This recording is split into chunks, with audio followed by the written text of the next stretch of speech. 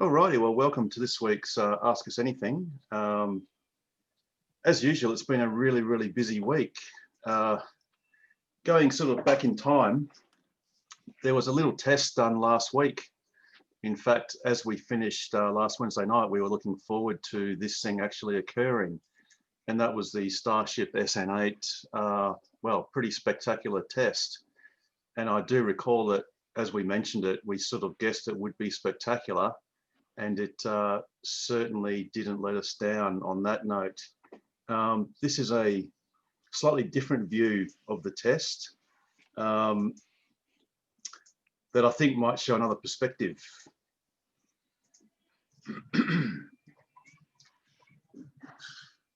You can actually see it just there.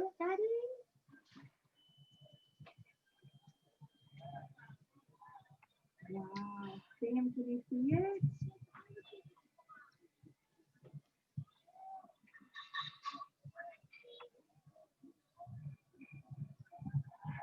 Wow.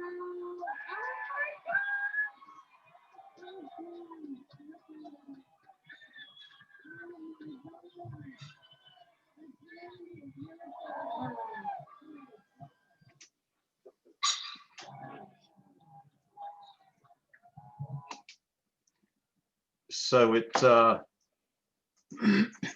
obviously got, 90% of the job done, and just that last little bit, not so much. But, it's no doubt a spectacular and fantastic result for SpaceX, really, because all but for a low pressure in their fuel tank, the auxiliary tank, the header tank, they probably would have nailed it completely and would have been an absolute success, and possibly, quite eerily so. So it was kind of a fitting ending, really, quite prophetic.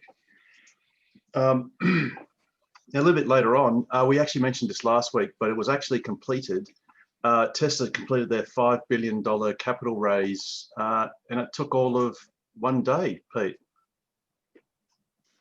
48 hours, yeah. Close enough. And, for a whole 0.8% of dilution, they basically bagged themselves a pretty cheap $5 billion to do everything that they need to do, either, retiring debt for a little while, or just saving that war chest to build more and more gigafactories, more and more plant and equipment. Go on. And there's speculation now that S&P and some of the credit rating agencies may upgrade Tesla's debt, which means going forward they should be able to raise money at a lower interest rate. And I mean, the fact that they were able to raise that money so quickly as well is, just it's absolutely fantastic. Yes, on market, and that's at such a great price. It's a true endorsement of what Tesla's doing by the market. And it seems like the share price was barely affected. Bit of the movements in the share price you can put down to, to macro factors and the market in general dropping at around that time. So yeah, it was. It just shows you there probably isn't another company anywhere on Earth that has got the capital raising ability of Tesla at the moment. Absolutely. Now, this is an infographic I saw, excuse me, on Twitter, courtesy, I think it was the Mexican Tesla Owners Club. And I've just sort of fast-forwarded. I'll fast-forward the early years because, it's a little bit boring. But if we kick it off to from about 2014, which you'll see here, this kind of doesn't get old because we're cruising through 2014 and not a lot's happening. Obviously, Toyota's dominating. And then a little bit after into 2015, there's this tiny little company that wasn't doing all that well at the time. It should be cruising in around about now. Here we go. There it is. There's Tesla. Yeah. Oh, now it's just gone to number 9. It's 2016. Number 7. No, 8, sorry.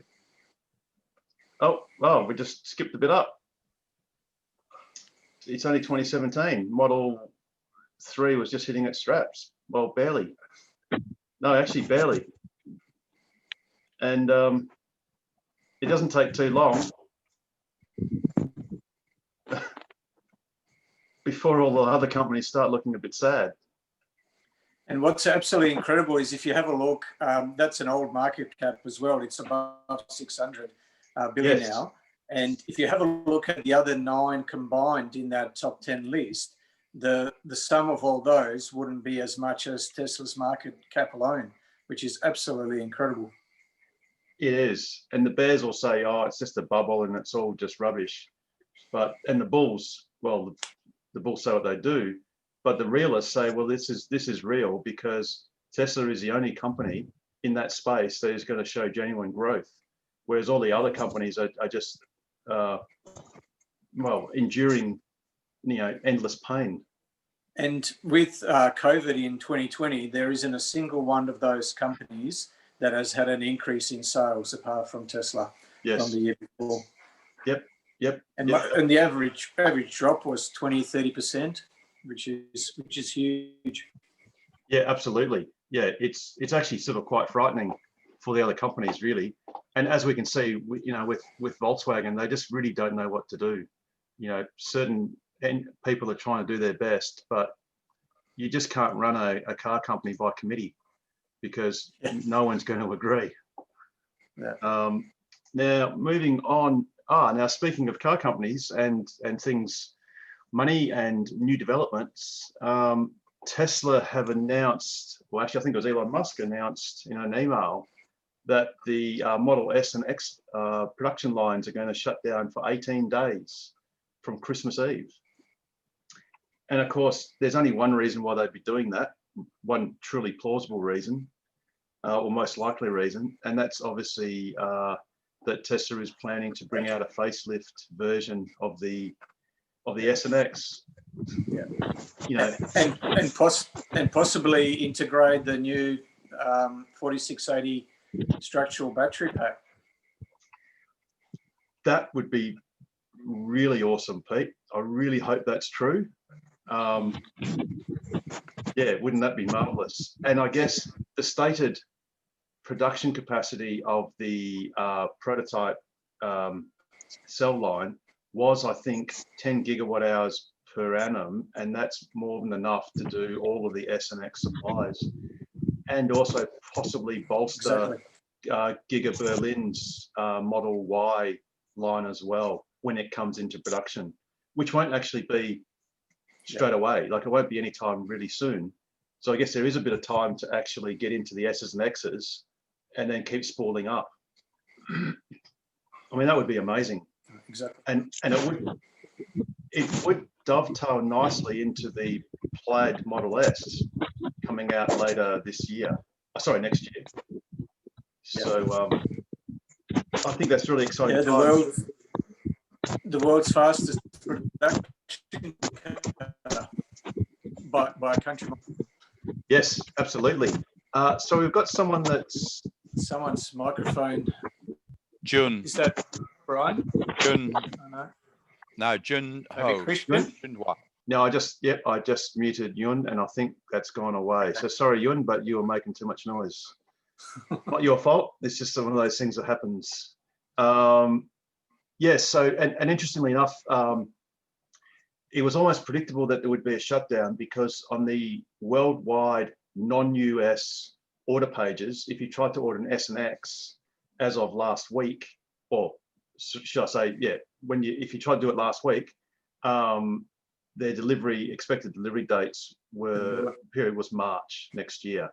So it made perfect sense that they're obviously shutting down for a while, and it would take some time for those new production units to propagate through the transport system to all the non-North American markets. So that's really exciting. I guess we'll find out about that perhaps in perhaps in a month. Unless just to interject, because she said to do that, the Model 3s all went to 12 weeks if you did an order as well last week. Right, interesting. For Australia, it went from 4 to 8 weeks, which it turns out is not necessarily accurate either. Yep. To 9 to 12 weeks. Right, interesting.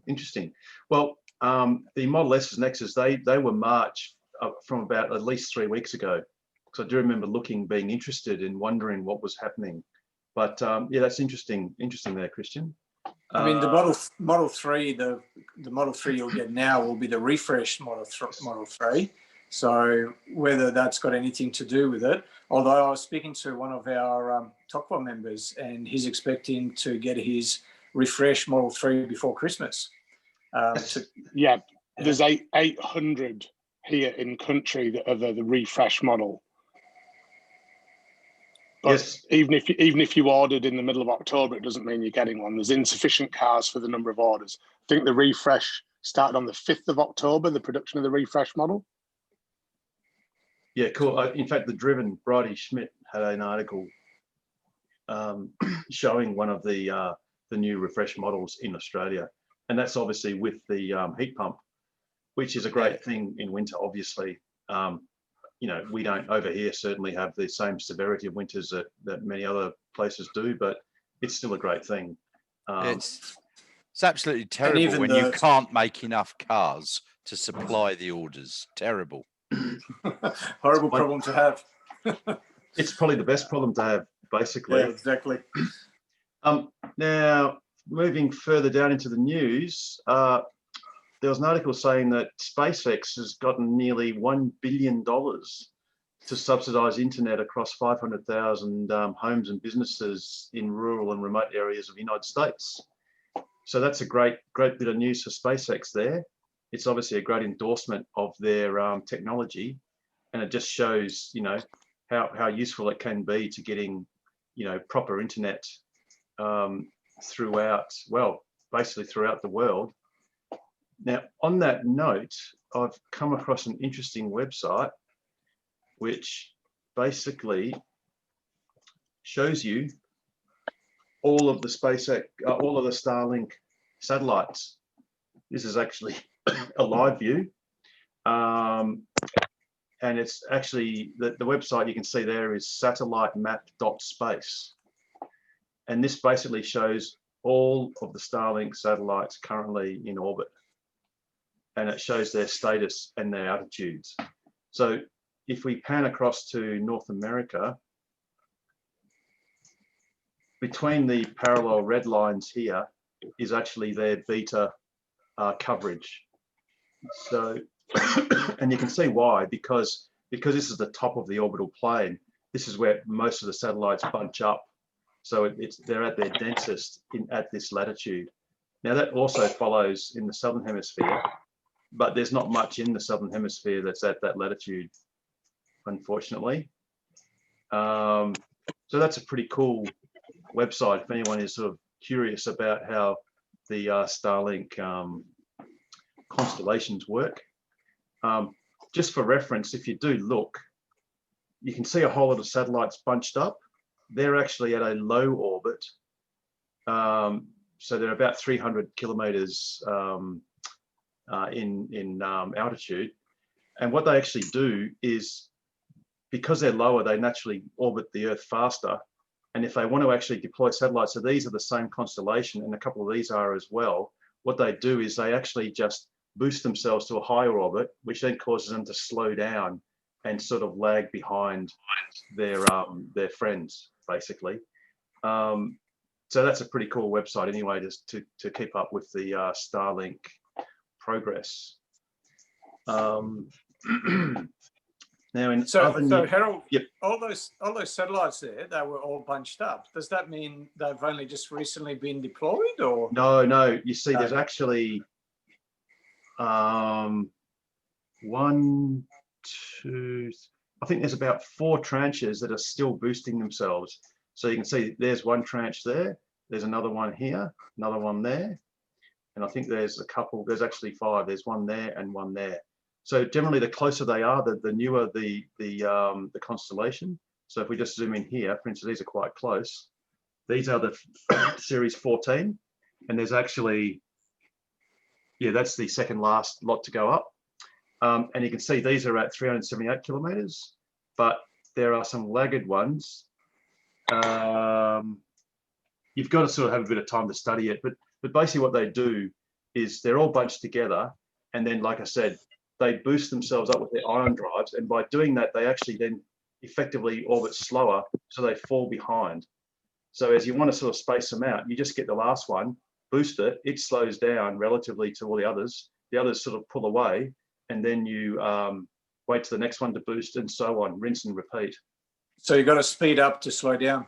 Precisely, and that's what, yep, and that's what Neil Armstrong discovered in, I think, one of the Gemini missions. Or well, he had to basically work that out, that to actually overtake something, and this happens with the Dragon capsule as well, and all capsules going to the International Space Station, they actually take off with the space station directly overhead, but it's already beating them because it's traveling at 25 times the speed of sound. So the way they catch up is actually not quite go as high as them. They naturally accelerate, well, go faster, but then they'll gently boost themselves up to sort of match the velocity. So it's some of that weird sort of orbital mechanical thing, but yeah, that's basically the way it works. Now getting on to, oh, sorry, that was that image again. Yeah, sorry, I didn't do that right. Next bit of news is, oh yes, this is Australian-based news, and there was an article by Bridie Schmidt on behalf of Vita Prime, who is a guy that basically tracks deliveries of Teslas into Australia. And it basically stated that about 60% of all the EVs sold in Australia this year were Teslas, and 90% of all the Teslas obviously were Model 3s. And, you know, that basically makes a lot of sense when you look at, we just go driving around and, you know, Model 3s are common as muck, and that's a really good thing. It just shows that, you know, 2/3 of all EVs in Australia are Teslas. And so Tesla has more cars than all the others combined. Which is absolutely incredible, and the implications for Tesla's valuation going forward. So ARK Invest was basing their projections, their 10-year projections, on Tesla maintaining global market share at around the 20% mark and then slowly dropping. But they've been saying over the last year or so that they've seen the opposite. In fact, Tesla's actually increasing its market share. And to see in a market like Australia, to see that they've got 2/3 of the market is absolutely incredible. And so ARK Invest's bull case was a 20% market share. Correct. Yeah. So and falling every year marginally. So that means if Tesla merely, inverted commas, degrades down to 20% and just holds that, they are a multi-trillion-dollar company. Yeah, absolutely incredible. Yeah. I guess perhaps the other car companies are sort of like the executives at Nokia that thought, hey, we are the rulers of the world. Yeah. Until they weren't. Or Kodak. Yes. Isn't that ironic? Who invented the digital camera? Kodak. Exactly.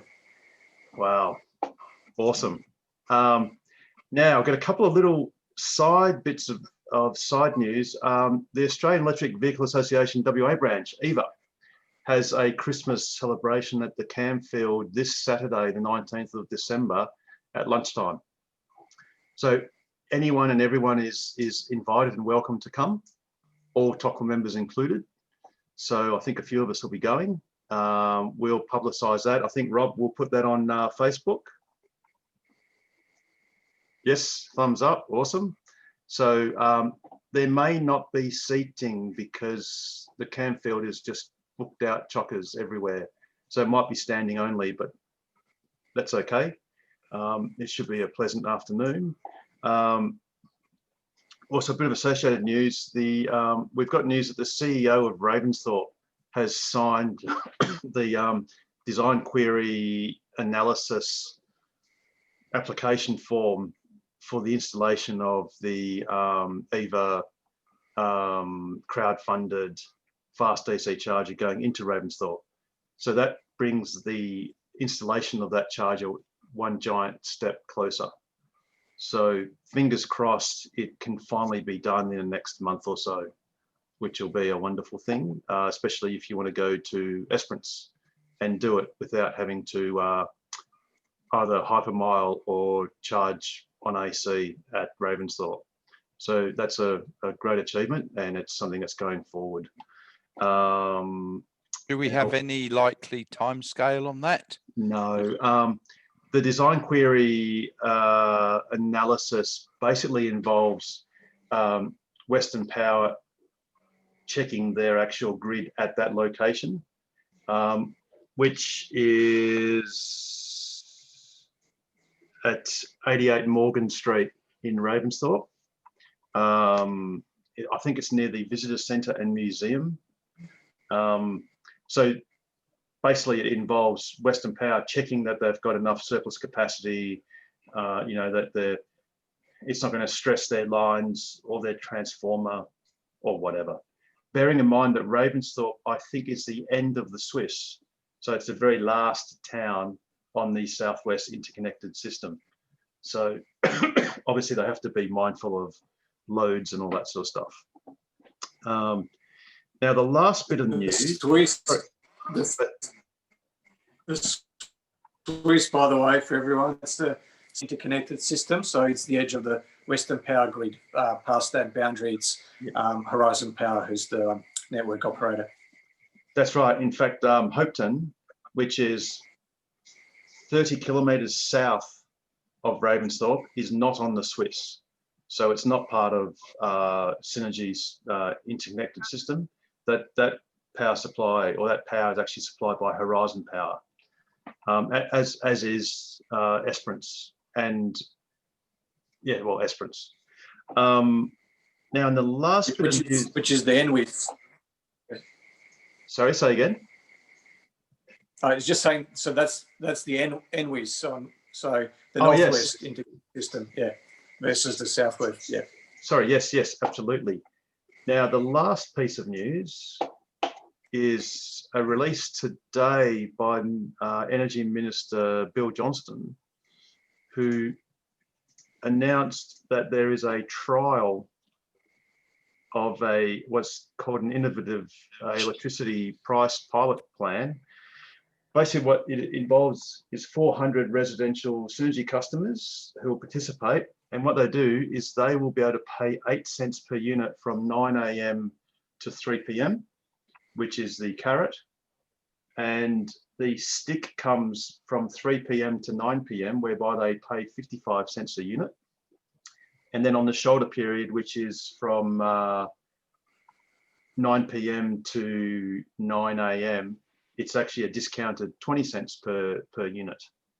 So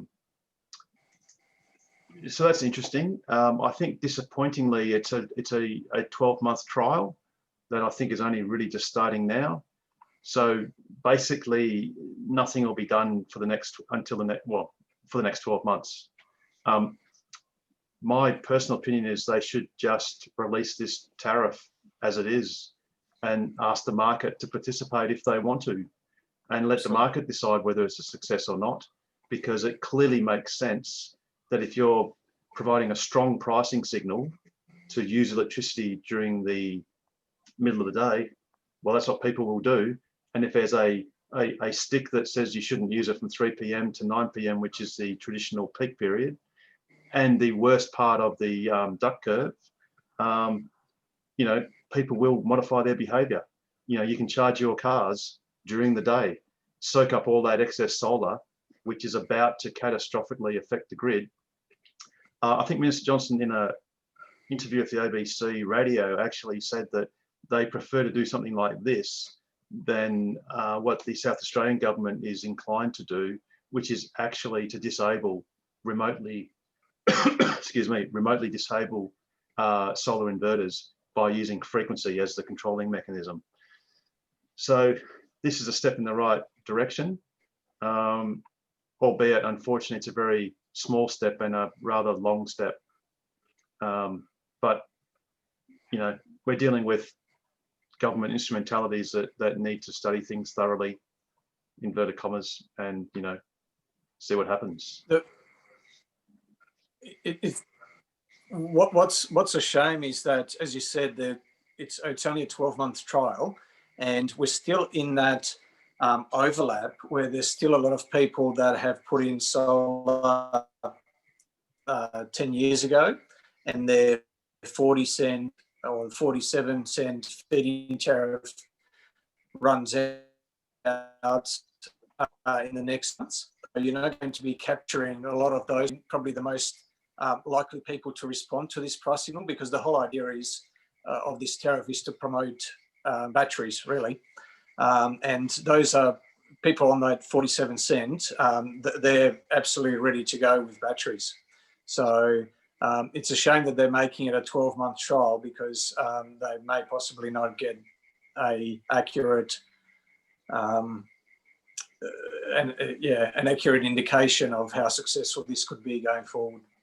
And a lot of people, for 12 months, a lot of people might not bother, you know, but if he was there, as you said, forever, then a lot of people probably would switch. So yeah, indeed. And I'm just not quite sure what they think they're going to find, because they're going to find that it's popular, but it's going to be a lot more popular. It would have been a lot more popular had they done it for longer, or had it started, you know, once everyone's come off to 47. yeah, Because all those people, like I said, are prime and ready for a battery. So yeah, absolutely. me being one of them. And speaking of which, I mean, you know, everyone knows that the solution to this is just more batteries. Now, whether that's batteries on wheels, or whether it's batteries sitting on the ground, Exactly. that's what you need. Yeah. You know, Precisely. and that will Precisely. cure, yeah, and that will cure. That will literally cure everything. Because if you had a big enough battery, you could just stack a whole lot of solar panels against it. And Can I just ask about charging? Is it best to charge it more often than less often? I've got solar panels, but they're a 5 kilowatt system, and the charger is 11 kilowatt. So does that mean that I'm paying the balance? yes, so let's imagine that you're drawing 11 kilowatts into your car Right. in the middle of the day, and you've got nothing else on in your house. Yes. If your system was getting the 5 kilowatts, those 5 kilowatts would be flowing effectively straight into your car, and then 6 kilowatts will be coming from the grid. But what you can do is go into your car. Unfortunately, and we know that Elon's listening, so feature request, Elon, we need to be able to adjust the current going into our cars via the app. I know we've asked a few times on the app, but what you can do, Carmen, is just go into your car, reduce the current down to say 6 amp. Well, let's say 10 amps, 12 amps. Sorry, if it's, have you got a 3-phase house or single phase? 3-phase. 3-phase. Okay, so let's say it's approximately 7 amps. 7 amps. But let's call it, because your house is going to use a little bit of power, you know, you could call it say 6 amps or even 5 amps, 3-phase. 5 or 6. Yeah, 5 or 6 amps. And then there's a little bit of overhead for the house. And then basically between, let's call it 10 and 2, you'll be mostly charging your car just with solar and not too much grid. Okay. So that's the ideal time. Now at 5 kilowatts for a Model 3, you're effectively getting about 33 kilometers per hour, which is fantastic. Okay, I thought it was 75. No, sorry, on the solar. So if you're only giving it 5 kilowatts, or let's call it say 4 kilowatts. Yes. You're basically charging it, say 25 kilometers an hour. Okay. Which and that's completely free. I mean, it's no problem because I work from home, so I can put it on any time. Yes. So Carmen, have you got an app for your inverter so you know what it's producing and what's your? Actually, no. You see, I've got batteries on my house. I've got 13 kilowatts battery, and I've got an app that's on the inverter, and it tells me what the solar panels are taking, what the batteries are taking, what the house is taking, what's going out to the grid. Yes, I like that. And so I just look at that and go, okay, so the grid's getting 4 kilowatts. Okay. I can put 4 kilowatts into my car. I usually work it out to be about 3.5. And then I check on that every now and again until the car's up to about 90%, when it will stop anyway. Oh, okay, I'll ask. So Carmen, what? My provider is Infinite Solar. I will ask them about an app, but I haven't got one, no. And I've got a... Yeah, so what you have, inverter. Carmen, I've got a Fronius. an SMA. Yeah. No, Fronius, Pete. Oh, so that's Austrian. Yeah. Yes. Yeah. So they speak German as well, so yeah, close enough. That's his call, yeah. But klar. So good, Harold. Yeah, so there's 2 or 3 types of monitoring. So what you'd have is you'd have the very basic Fronius monitoring, which only tells you how much power your system is producing. What it doesn't tell you is what portion of that power is being consumed in the home and what portion is being exported to the grid. What it also doesn't tell you is how much you're pulling in from the grid either. So without a battery, there's basically 4 bits of data that are helpful. And if you have all 4 bits of data, then you can see the whole picture. So what you want to ask Infinite for is grid. Yeah. So what you want to ask them. So I used to work at Infinite for 8.5 years. Okay. So in the commercial department. So what you want to ask them for is what's called grid monitoring. And so grid monitoring with Fronius, they'll have to install a energy meter to tell you, what that is. There is actually another system which for my clients, I insist that they have with every solar installation, which is actually really good. So it tells you not only how much power your system is producing, how much is being exported, how much is being self-consumed, how much is being imported from the grid, but it's got up to 6 sub-circuits. So it can actually tell you how much your air conditioning, your hot water system, your lights, whatever, your computers, whatever's. Yeah, and it's quite good in that what it does, it tells you, so it can help you fault find. And one of the benefits of the system is that it uses the Bureau of Meteorology data, but it also uses satellite data to look for cloud cover. And because there's over 30,000 systems on its platform, what it can do is it can have a look at other solar systems in your area to see how much power they're producing at that same point in time, because there could be a big cloud cover that could be going overhead and it could affect your system as well as others. And then it compares your production prorated for the capacity of your system versus other systems in your area.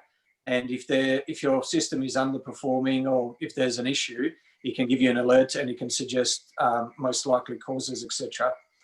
So it's an independent system. It's got nothing to do with Fronius, or it's a third-party system or any of the inverter or the panel manufacturers. And it's got its own SIM card as well, so it's not reliant on your Wi-Fi signal either. So your Fronius will use your Wi-Fi signal to communicate with the internet. Oh, cool. I'll do that. That would be very interesting. Cool. But Now batteries are still a bit too expensive, aren't they? They're still 12,000 plus. Yeah, No. The Powerwall wholesale price is about 12,500. There are companies, Solargain, I think, in charge about 16.5. I think Infinite's at around 14,000, 15,000. There are, installed, as long as it's a standard installation, but there are others that are cheaper than that. Yeah, I got a cheap system because I'm a cheapskate. And my whole system, 6.6 kilowatts, inverter and 13 kilowatts of battery, installed was just over 12. Really? I paid 18,000 for my solar panels and inverter only. Hey, can I just interrupt, guys? Can I just interrupt a minute? Tonight's supposed to be about model-free deliveries. Can we hear from these guys who are waiting to get their cars delivered? Yes, Absolutely. thanks, Rob. So, yeah, any of, I think Reese, Ian, Christian, no? Yeah, you had Matt as well, who's getting his delivered to, who's picking up his tomorrow, but he left when you weren't talking about cars. Fair He'll enough. come back though. He'll come back. That's all right. Flick him a text if you like, if you've got his details, and get him back I'm on. chatting to him right now. Yeah, cool. And if he misses it, don't forget this thing is actually we're actually recording this, and we host it on YouTube on our Tokwa YouTube channel. Which obviously, after watching this, remember to like and subscribe, and click the notification button. We know that Elon does that all the time, so he'll get notification of the video. And Harold, apart from Elon, Damon also mentioned that he was watching last week and he appreciated the shout out. So another big shout out for Damon. Yep, 30-minute slots. Good on you, Damon. Yep. It's all good. So, yeah, Christian, how's that texting going? Or if we got any questions from the floor, so if you've got a new car, old car, one thing I can report is, I've got an old car. It's a it was born in 2016, but it was delivered in 2017 Model X, and it got its new MCU and Hardware 3 computer a few days ago. So that was sort of interesting. Hey. Yeah. So can you see the bins and everything now, and the orange cone? So yes, are you excited? Yes. And I even get the notification when there's low sun in front of you, like if you're traveling west in the afternoon, of it warning you that it might not detect the traffic lights coming up ahead. So that's quite interesting. But yeah, so, even though I've got an old car, I've now got new tricks that can play, which is pretty cool. YouTube videos, Netflix, it's all good. So, and I did discover just buying a SSD card. So obviously for anyone that hasn't done this yet, you can simply get, and this is probably one of the better things to do, is just buy yourself a micro SSD card. Micro SD card. Yeah, micro SD card. I was sort of conned into buying a 256 gig. It was a SanDisk High Performance. It cost sort of 99 bucks, I think, or 66, one or the other. And then you can get like a $15 adapter, which you can just plug in. It's really small. The card fits right inside. The actual SanDisk was this one. I think I've overpaid. I've overcapitalized on that. But anyway, it'll probably last forever. So obviously being completely new to dash cam and Sentry mode and all that sort of stuff, I just trusted that I put the card in the slot, in the USB slot, went into the menu and pressed format memory storage, and it worked instantly.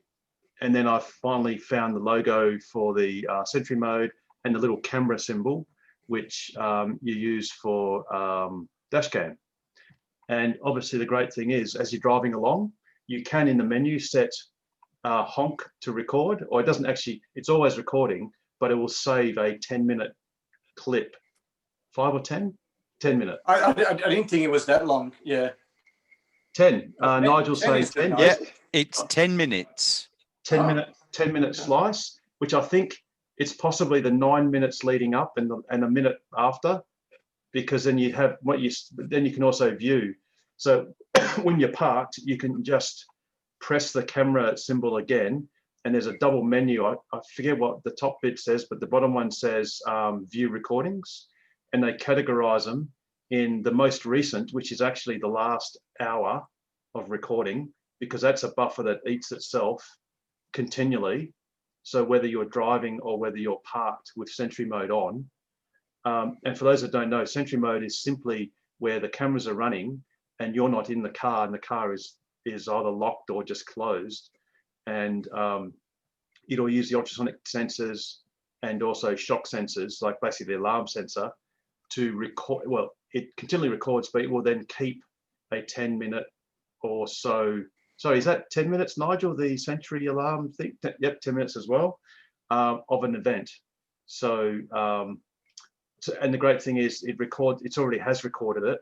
So we also get several minutes leading up to that actual event, which might be someone sort of looking around or scoping the car or whatever, approaching it. And Harold, a new feature in version 48 of the software is, even if you don't have a card in there, it will use the internal memory storage of your system to record the last panic event, as they call it. So that's a good feature. So whether you have, let's say your USB is corrupted or you don't have a USB in there, it will record it to the internal storage. And then what you can do is you can put a USB storage in there and press save, and it will save it from the system's memory to the USB. Also, just a quick tip, you were showing that SanDisk adapter for the SD card, the micro SD card. So I've tried on Amazon, you can actually get adapters that are even smaller than that, and they basically don't stick out by more than a couple of mil. But I found that even the high endurance cards and the high performance cards were corrupting, and I didn't know why.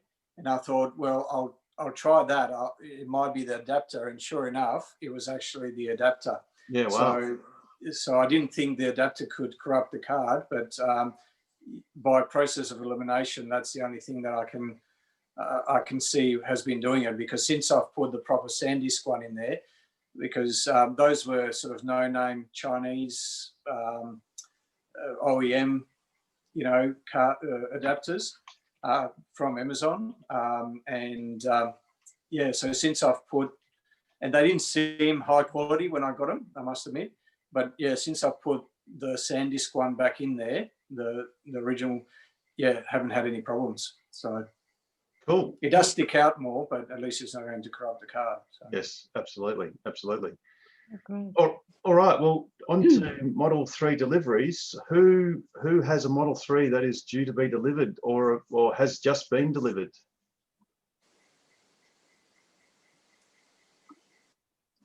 I think I see in the chat, DJ. Anyone else? Christian, do you know anyone around that's got Model 3 deliveries? Matt, if he'll come back, but he's a bit busy at the moment. That's cool. I'll tell you what, he can just. Yep, I do. Ian, awesome. Mine's due 30th or 31st, apparently. Wow, right on the death knell. Yeah, that's my concern. I had a good chat with the guys today saying I can imagine they've got a whole bunch coming across on that train, probably more than they've ever delivered, and they're going to try and do it in between Christmas and New Year. Yes, they trying will. to make that end of month, end of quarter, and end of year delivery deadline. And you can bet your bottom dollar that you'll get it on the 31st rather than the 1st. Yeah, and I just stated to him that if the car's not ready, I'm not going to take delivery of it. Like, if you're trying to push 30 or 40 cars out the door in 2 days, scaling up from pushing one a week to a week out. They don't give you a I'll lot grab of mine the week tools. after when they've actually had that. I think if you don't take delivery, they'll offer it to someone else because it's Yes, that's what happens. all we've got is a reservation, not a deposit. They offered me last week, so I've ordered a white performance model with a black interior, and someone who'd ordered in WA a white performance model with a white interior had said, "Oh, look, I can't take it till like the 10th of January." So they then offered that car to me. Yeah. Yep. And did you that's take what it? Hopefully what will happen. Sorry, Did you take it? absolutely did. not. I want a black interior. Ah, okay. Fair enough. Yeah. This is a second car. This is a fun car. So I'd rather wait, even if it's till March, which is a possibility. Cool. So I've got a question for Carmen. Yes. Carmen, when you took your delivery of the car, what was the experience with the Model 3? What did you look out for? Was there paint damage? Was there grease from the mechanics? That's the sort of stuff we want to hear about. What was that experience like? What do I you need to look out for? I didn't think that the seals looked very tidy, and I did mention it to Harry, and he said, oh, he'd have a look. But it was a 15-minute delivery.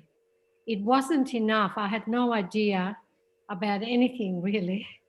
And I spent the time to get the basics onto the app and be able to drive it. From the finish point of view, I think I had water in one of the tail lights, or moisture, and I've since had that replaced, and that was a good experience. I booked it in. They changed it while I waited, and it was an excellent procedure.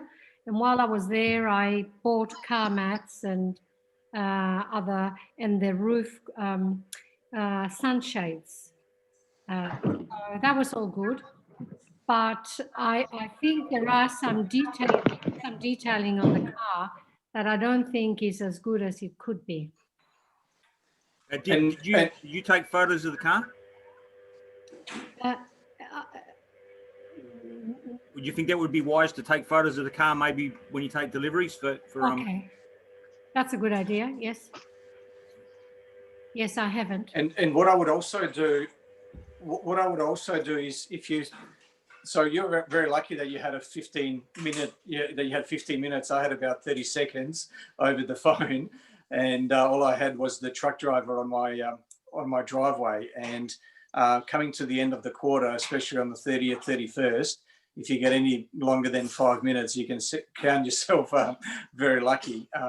So what you'll then get is you'll either get a phone call, or someone like Harry will ask you if you're happy with your car. And my advice would be to say, look, I'm not prepared to say. It's all very overwhelming at the moment. Been waiting for this car. I'm very excited. So I'm not in the right state of mind to critically look the car up and down and see if everything is in order. So, you know, I'll let you know tomorrow. And that's what I would recommend. You usually, I'm not sure, Rob, I was going to look it up, whether it's 36 or 48 hours that you get after delivery to point things out. So what I would do is take photos and make sure it's in writing. So I'd put it onto an email and just say, look, you know, received the car yesterday. It's, you know, I'm emailing you this within 20 hours. These are some of the small imperfections that I've noticed, just for the record. And that way it's there. And I did that, and I was very lucky that I did, because as a result, you know, 9 months later, when I did want some of the scratches fixed, they did ask me if I had proof that it was actually done during the delivery.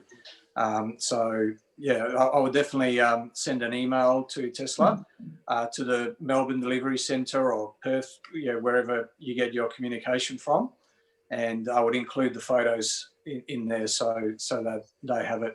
And then you can leave it till, you know, February or January when Tesla and everyone else has a bit more time, and yeah, you can deal with it then. But that way you've got yourself covered. That's a good idea. Yes, I'll do that. I addressed mine on delivery, so I opted to go and see them instead of having them deliver it to my house. That actually gave me a bit more time to look the car over without being pressured into sort of, like saying the dude trying to take the car off the truck or whatever it is. And I found them really good. I went through, found unfortunately quite a number of scratches, some deeper than others, but they were really happy to try and work them out as best they could. Some didn't come out, but you've probably seen a post anyway when I took mine to a different detailer and had the work done there. For those who aren't sort of detailing minded or, you know, really across it, the detailer that they use, I watched him do a Porsche GT3. It was really, really poor detailing quality, you know, using a drying cloth, wiping down the engine bay, picking up all the contaminants and then back onto the paintwork, which is just going to cause all those swear marks, all those sort of minor scratches that you see. So from a delivery perspective, they could deliver it an awful lot better, but they would have to put in a bit more money, which I think is obviously a catch-22. but it's not something that's too expensive to have repaired or worked on if you go somewhere else. So neither here nor there, really. Yeah, cool. I mean, hopefully with the new delivery centre and service centre all combined, there might be some scope for them to actually prepare the cars themselves once they get some more personnel. Well, I did query the dealer delivery and I asked what that was for. And I was fobbed off somewhat. Sorry, are you saying dealer delivery delivery fee. charges are standard across the entire automotive industry? But some don't do anything for it. Others do. Yeah, no, most of them don't do anything for it. Well, Sorry, I'm a cynical bugger. So if I could just say a couple of things here. Look, when you get your new car, you get virtually nothing from Tesla except here's your card. That's where you tap it, put it there and drive off.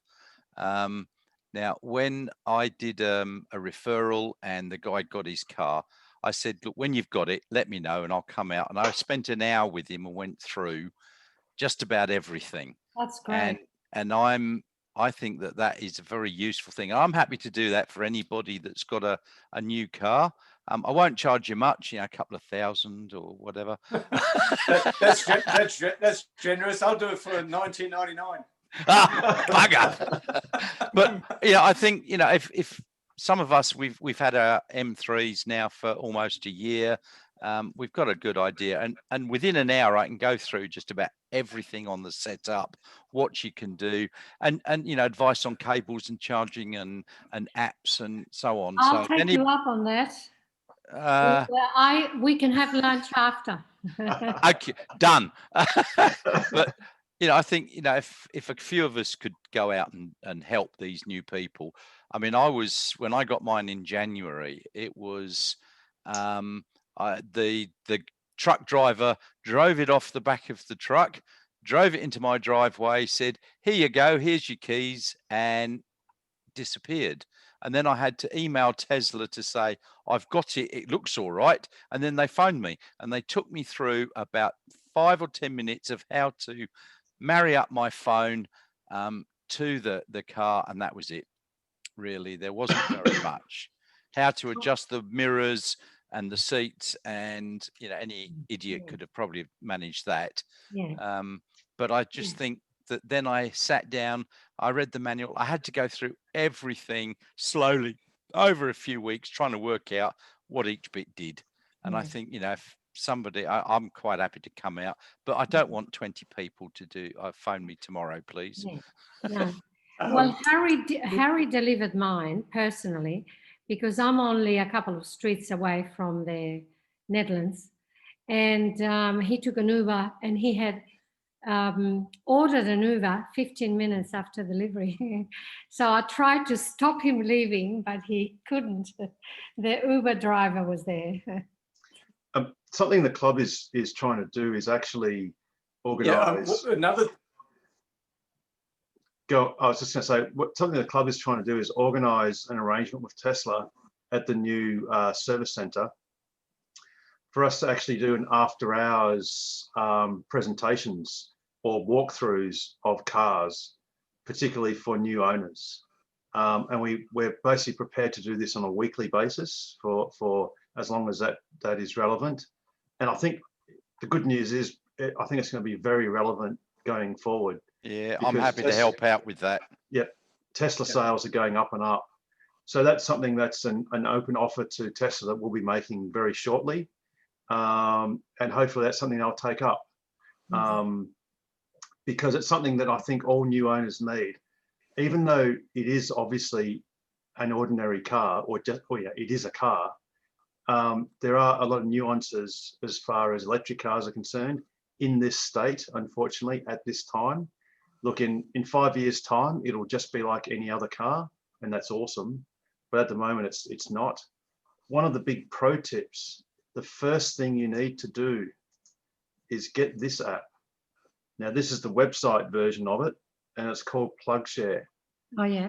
And this is something you need at the moment, it actually shows all the fast DC chargers. And the reason why it shows that is I've selected CCS, and basically it's CCS2 in Australia. So this is, and also the supercharger. So for those that don't know, our one and only supercharger is at Eaton, which is just outside of Bunbury. It's actually at the Eaton Fair Shopping Centre. Now, all these other, almost all of these other chargers are compatible with your Model 3s, with the exception of, I think it was one of these. You need to just have a quick read. Now, one important note is, have a look when you click on these pins. Just have a look at the comments. So this is the charger at Harvey. Now, if you read this comment, it says fast charger currently not compliant with Tesla Model 3. That is actually old news, because TOCWA has actually come up with a fix for these chargers, and you can see that evidenced by Joseph, who is one of our members, and he has confirmed on his SR Plus that he's basically gotten 39 kilowatts from this charger. So this charger is confirmed as working with the new Teslas, which is an awesome thing. And it's a great achievement of TOCWA to have been able to do that. So the big pro tip is, when you click on a pin, read the last few check-ins, because that will tell you what the status of that station is. So for instance, I think one of these, the Margaret River one, is not doing so well. You can even see an image of the plug that's been smashed on the ground and broken. And that basically doesn't work. So a big pro tip is read the posts. So for instance, someone called Zeus on the 3rd of December has said it's still broken. So that's always useful information. Now, these are the chargers, the fast DC chargers. They're the ones you really want. The most northerly one, this is actually a good one to make a point of. This is at Caltex in Jurien Bay.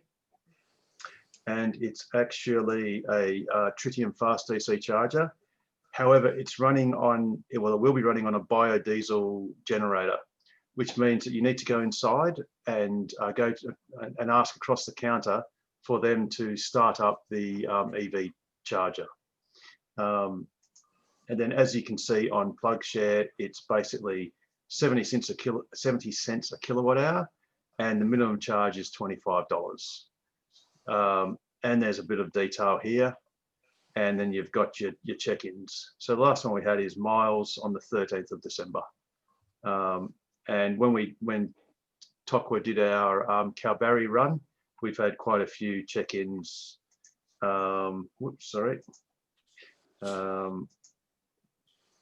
On around about the 7th of December. So basically confirming this unit is working and in good working order. Having said that, for those that don't know, TOCWA has its own fast DC charger that's transportable. At the moment, if we just, excuse me, put on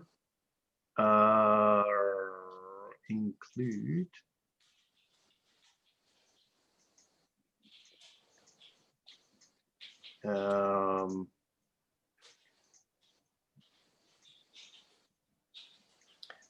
another tip while you're looking for that is that a lot of these locations, well, none of these locations except the Eaton Supercharger at the moment will show up on your screen, on your Model 3 screen.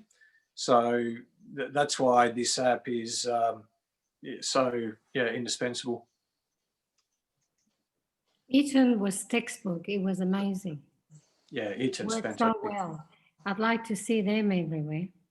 So there should be another one coming to Williams Woolshed in the next couple of months too. That's great. So this is a temporary location in Geraldton.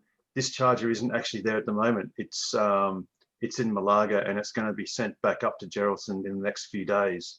But this is TOCWA's transportable fast DC charger, and that will hopefully be going to Geraldton, like I said, in the next few days, which will make it the most northerly fast DC charger in Western Australia.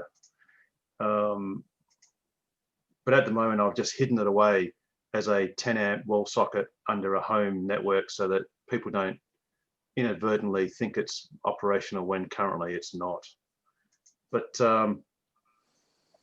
yeah, so now the other thing is, if you get a new Model 3, the plugs that you need to activate is where you can sort of forget about the 10 amp. But I guess if you're staying overnight, well, you know, anyone can charge a 10 amps, because in the car you basically get a square black box with Tesla written on it. That's a good thing to check on when you get delivery of your car, is just make sure it's in the boot, which it should be, and just open it up, check that you've got the what's called a UMC, a Universal Mobile Connector. It will have 2 tails or 2 plugs on it. One will be a 10 amp plug and the other one will be a 15 amp caravan plug. So yeah, just make sure that's in your car. So you can actually put a filter on PlugShare, which is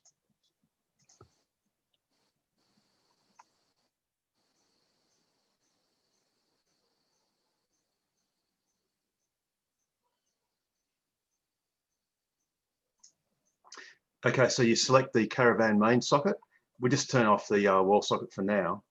So this will show other locations. Now, something else that you can also charge your car on, excuse me, is the Tesla. If you select Tesla, this is basically, now this is also in your car generally, is the Tesla HPWC, which is the high power wall connector, which cars used to get for free. Now you've got to pay Tesla $780 to buy those units. I think the deliveries coming out now don't include that connector. I think since the price reduction, that charge is not included.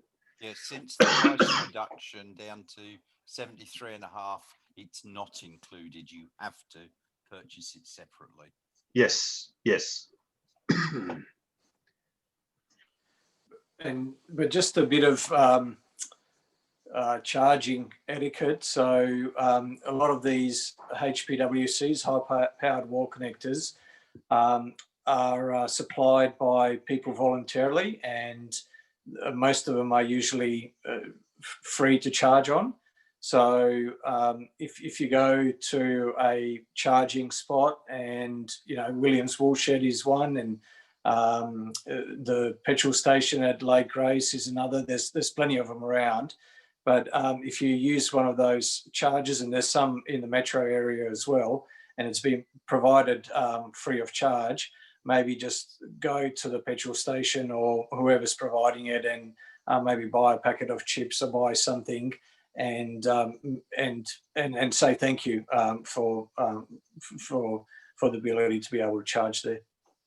Yeah, absolutely. Now you'll notice for some people that are familiar with Jurien Bay, they've actually put on a minimum $25 charge. That was apparently because there was an EV user that basically put something like $3 worth of charge in their car. Now, mind you, ordinarily that's perfectly fine, but in the case of Jurien Bay, it's actually a diesel generator, which is soon to be a vegetable oil waste vegetable oil powered generator. But it actually requires a little bit of labor and a little bit of effort to start that thing. It then has to run for about 5 minutes for the charger to properly reset or start up. So there's actually a fair bit of effort involved in providing this amenity. Bearing in mind that this Jurien Bay charger, which is the most northerly charger at the moment, was solely provided by John Edwards, who is incidentally our First Life member of TOCWA, for his services to EVs. So, as Pete said, you ought to be respectful of some of these amenities. Many of them are free, and even if they're not, they are made available often at significant expense to the people that are hosting them. So Even the ones that charge 70 cents a kilowatt hour, none of these are commercial enterprises. So none of these sites are making money as a result of having these charges there. So they're really doing it, off their goodwill and providing a free service for the EV community. So or a service that is at low cost, and that is not enough to pay for the capital cost and the running costs of the charges. So hence why it's a good practice to buy a packet of chips and acknowledge the charger and say thank you. Yeah, absolutely. Yeah, and even to go on. Oh, sorry. And while you charge, especially some of these remote places, might be worthwhile to make sure that you're registered, that you tick on plug share that you're charging on that charger, just so that others who are planning to be driving on that route and planning on using that charger, they know that it's being taken. Nothing worse than deciding to go to a charger and find that someone's parked their car there, that they're going to leave there charging for the next 4 hours, and you can't charge. So yeah, absolutely, Pete. I recall there was a certain location called Lake Grace where I saw this black Model S sort of slinking slowly by, quite silently actually, and I thought, if I could read the mind of the person that's in that car, it's like, bugger, there's a Model X charging already. But I mean, while we're on chargers, guys. Yes, Ian. If we're going to have to pay for this high power charger, the Tesla high power charger, do we go the Tesla or the Zappy? Who's used them? Anyone use the Zappy? I haven't. So used Richard Chapman would be able to answer that question. Can you say the question again? Zappy versus Zappy or HPWC. Tesla charger? I have neither. So I got a SolarEdge inverter that is also a car charger. In hindsight, I would probably have just gone for a standard 5 kilowatt SolarEdge inverter and got on a Zappy. The Zappy, the new one, Gen 2, is 1,300, so it's about 500 more. The advantage of the Zappy is that... Hang on 2 seconds, Nigel. Sorry, we can't hear you properly because you're off mic. Sorry, can you hear that now? That's better. Better, yes. Yeah. Okay. So the advantage of the Zappy is that it will monitor the output to the grid from your solar panels and use that to fill the car and adjust accordingly. Whereas the Tesla one is not that intelligent and you have to do it manually in the car. So what does that... Sorry, all I was going to say was if the original installer had done it right, I would have had the first 6 months of would have been easy. But as it was, it's not a common thing to have the SolarEdge EV charger, and they didn't put the correct power meter in. Anyway, it's working now. So yeah, my excess solar, whatever it is that's going to the grid, now auto adjusts, and it's great. I just set the car to 90% and leave it plugged in, and that's it. It just does it. It's great. But that's what you should get with a Zappy as well. So so if someone's not clear, so what the Zappy and the SolarEdge, and as far as I understand, they're the only two chargers on the market that you can readily procure at the moment. I think so. Yeah, they're the only two that have. I think the Zappy has a few more features though. Not having used the Zappy, yes. I think it's mine is a little bit fickle because you've got to kind of do it with the through the SolarEdge app. It has some characteristics that aren't that easy unless you're paying, unless you're really a bit of a geek like me. I think the Zappy is a bit more feature rich. Yeah, and so the main is yours variable charge rate? Yeah. Yep. It is variable, is it? So if you're only making 2 kilowatts extra going out to the grid, it'll grab that Correct. 2 kilowatts and put Correct. it away. It Yeah, doesn't wait for the full. No, exactly And, that. yeah, It's and the absolutely Zappy amazing. does that. They both do that. So Yeah. basically, what they do is they monitor the solar production and have a look at your consumption in the house as well. And if your solar production exceeds your house consumption, it diverts that amount to your car. So that you're. So is that not the any- best option for Carmel that we was talking about earlier? Absolutely. Well, if that's what you wish to do, it is a little bit more expensive. So as Nigel said, $13.50, but that $13.50, I think that's for a 3-phase Zappy. So there's single phase, there's a 3-phase and a single phase Zappy. So the single phase is a little bit cheaper.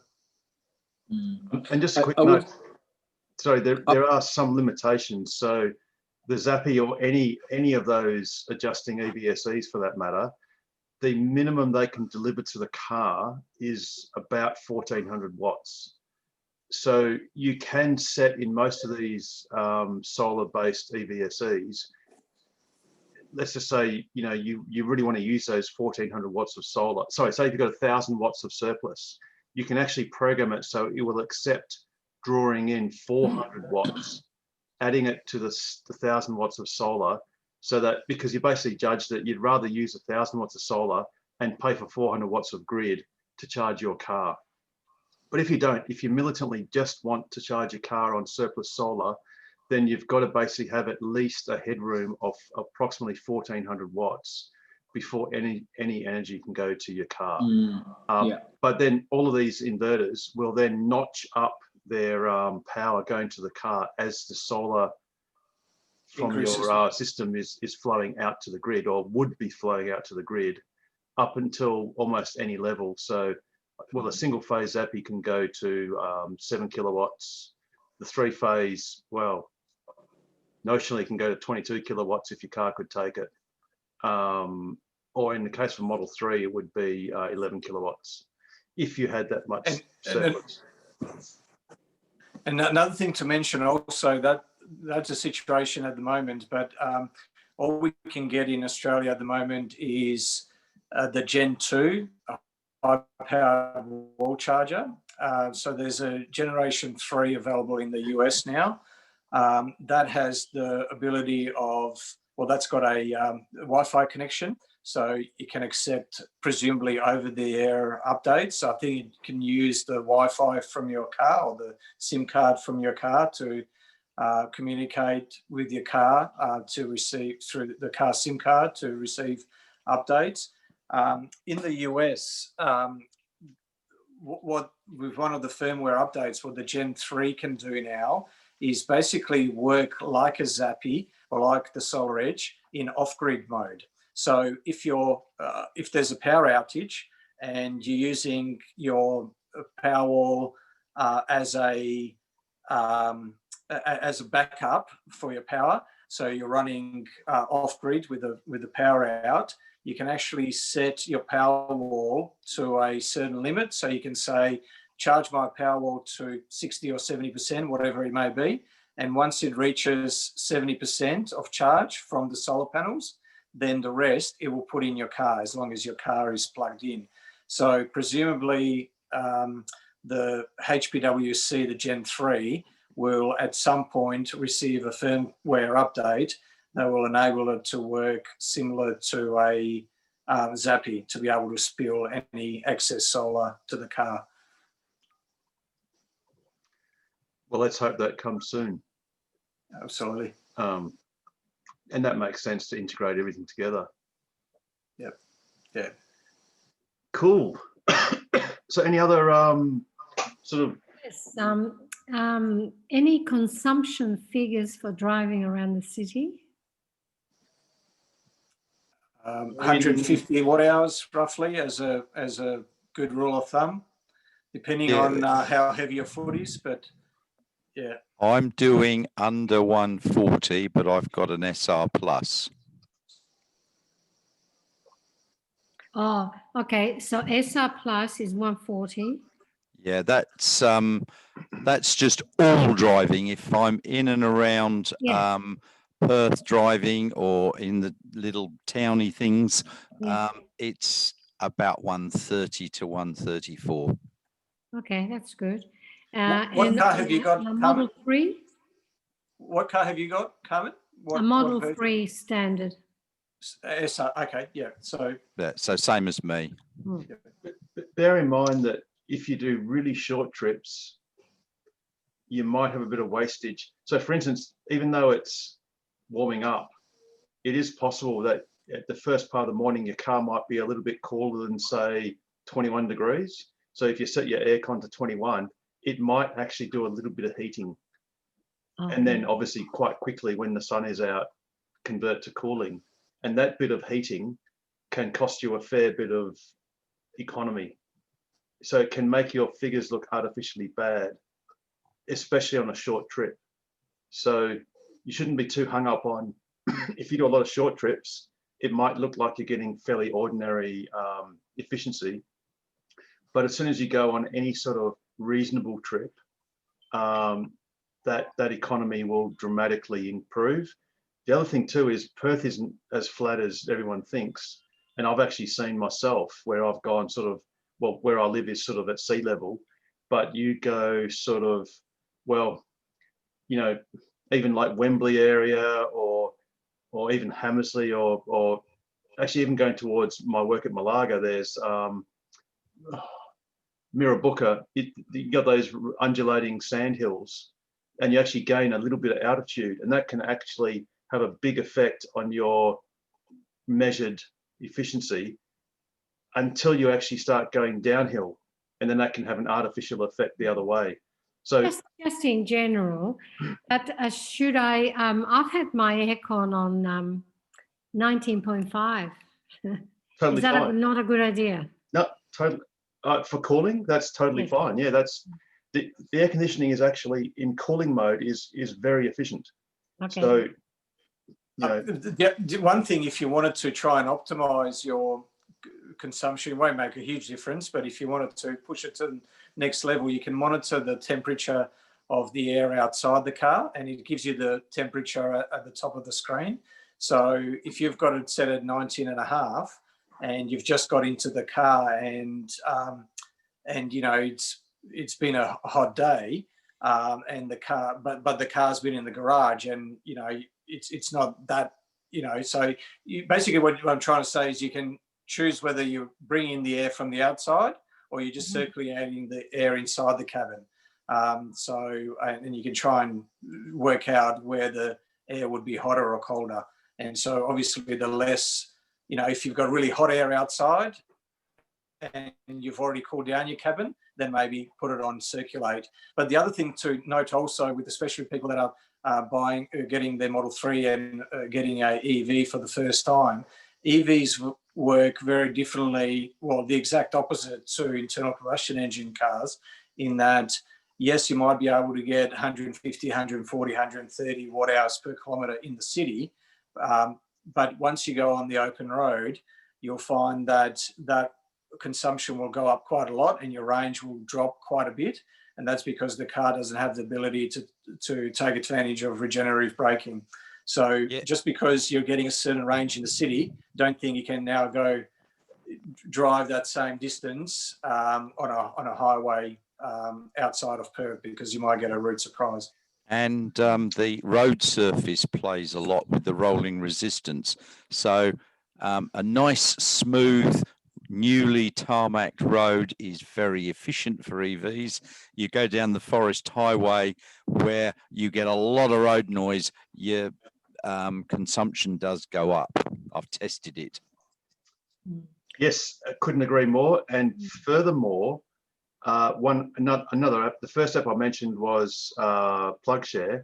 Another useful one if you're doing long road trips is Windy.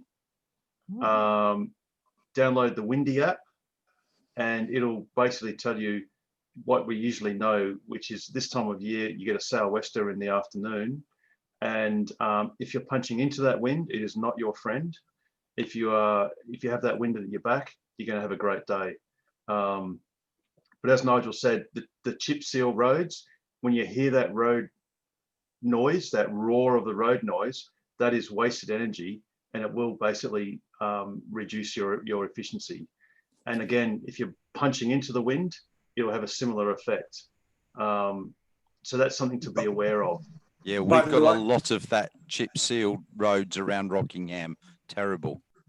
It's throughout Western Australia. Anywhere outside of Perth, that's the most hardy road, whatever you want to call it, durable surface that we've decided to use.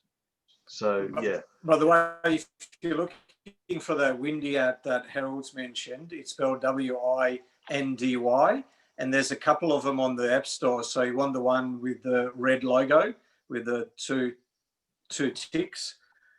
I might be able to bring it up. It's the one that's So that red nice. logo there to the in the center of the see that? screen. My screen. Yeah, that's it. That's it. Yep. Yeah. Yeah, it's quite a useful app to have. Yeah. Since we're Just to on, hark back to cabin temperature, in summer you're generally pretty fine. I mean, the air conditioning is pretty efficient. And by the way, the car's going to run your aircon to keep the batteries at a nice temperature anyway. And as Rob says on his article on the website, batteries and humans like to be about the same temperature. So the car will already be keeping your battery at about 20 to 30 degrees. And so if you've got your aircon set about there, it's going to be fine. You're not really going to be consuming much energy. The converse to that, however, is in wintertime. Pretty much all of our cars have resistive heaters. And so cranking up the heat in winter will chew through lots and lots and lots of battery power. But the new so, Model 3 should have the heat pump, Ken. Ones that, as of this month deliveries, should have a heat pump, which are more efficient, but pretty much everyone who we're talking to here is gonna have a resistive heater. And the general wisdom on that is it's far more efficient to run your seat heaters than it is to run the cabin heater. But that's if you're being stingy. But yeah, in summertime, the short answer is don't sweat it. No pun intended. Just run the aircon where you like it because the car will be running the aircon to cool the battery anyway. And should you turn it off when you arrive at destination or overnight? No, just leave it on. well, it turns off when you're out of the car anyway. Yeah. Does it? You can turn it on. You can leave it on while you leave the car, and you can use the app to turn it off or on, even when you're outside the car. Yeah, and there is a setting to. Yeah, there is a setting to have it come on to stop the cabin overheating.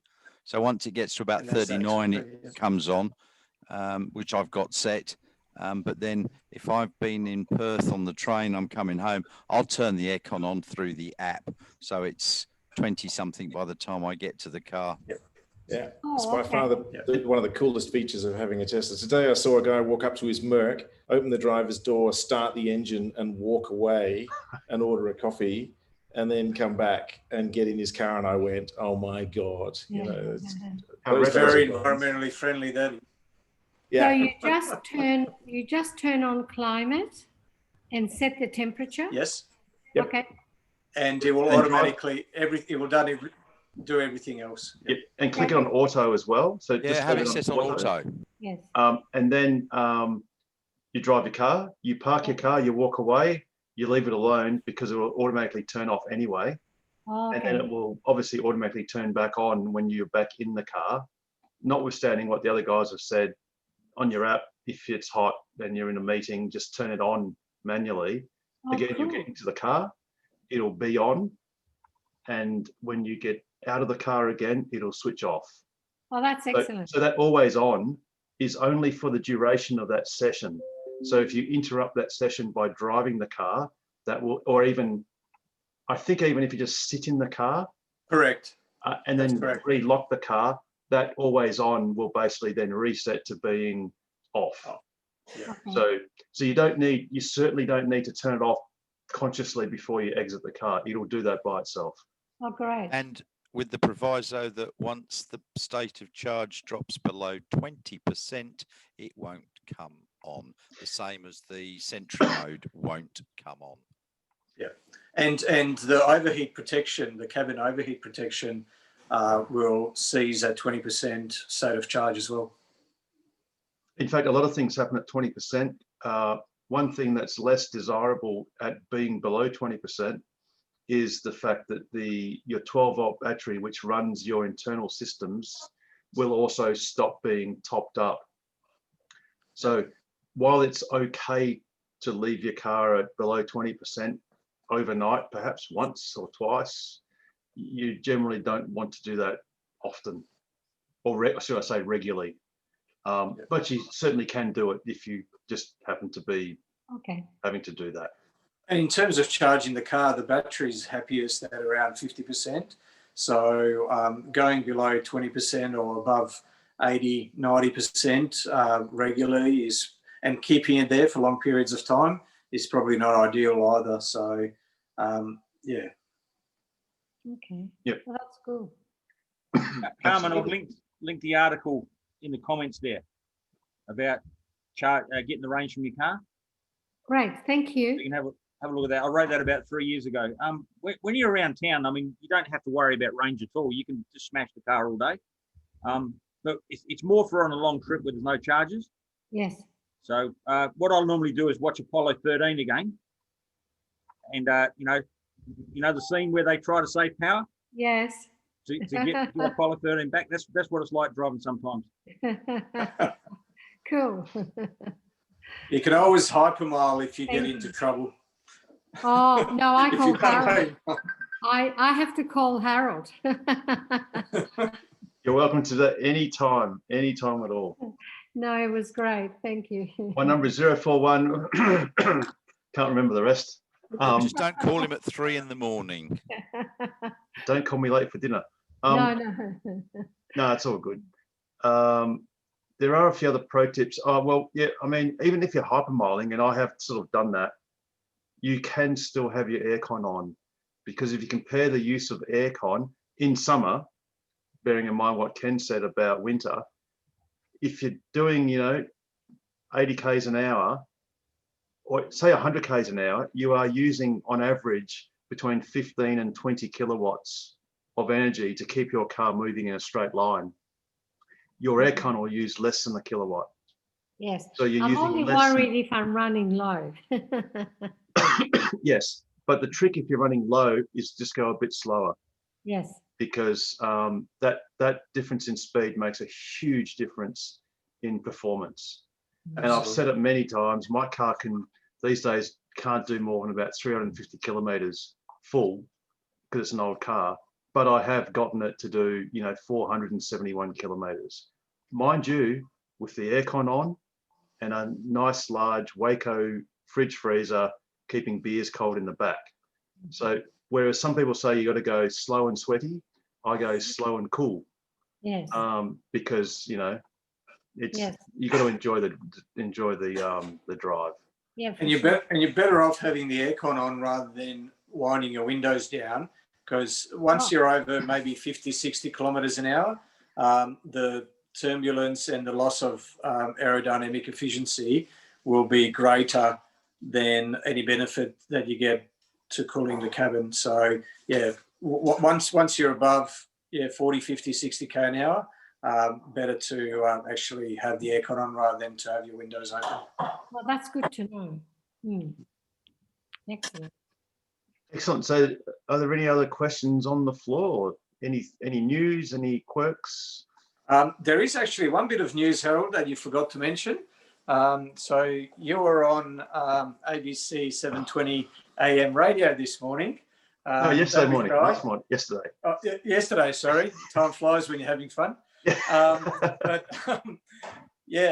as a result of you and also Vahad Jafari from the EV Council of Australia,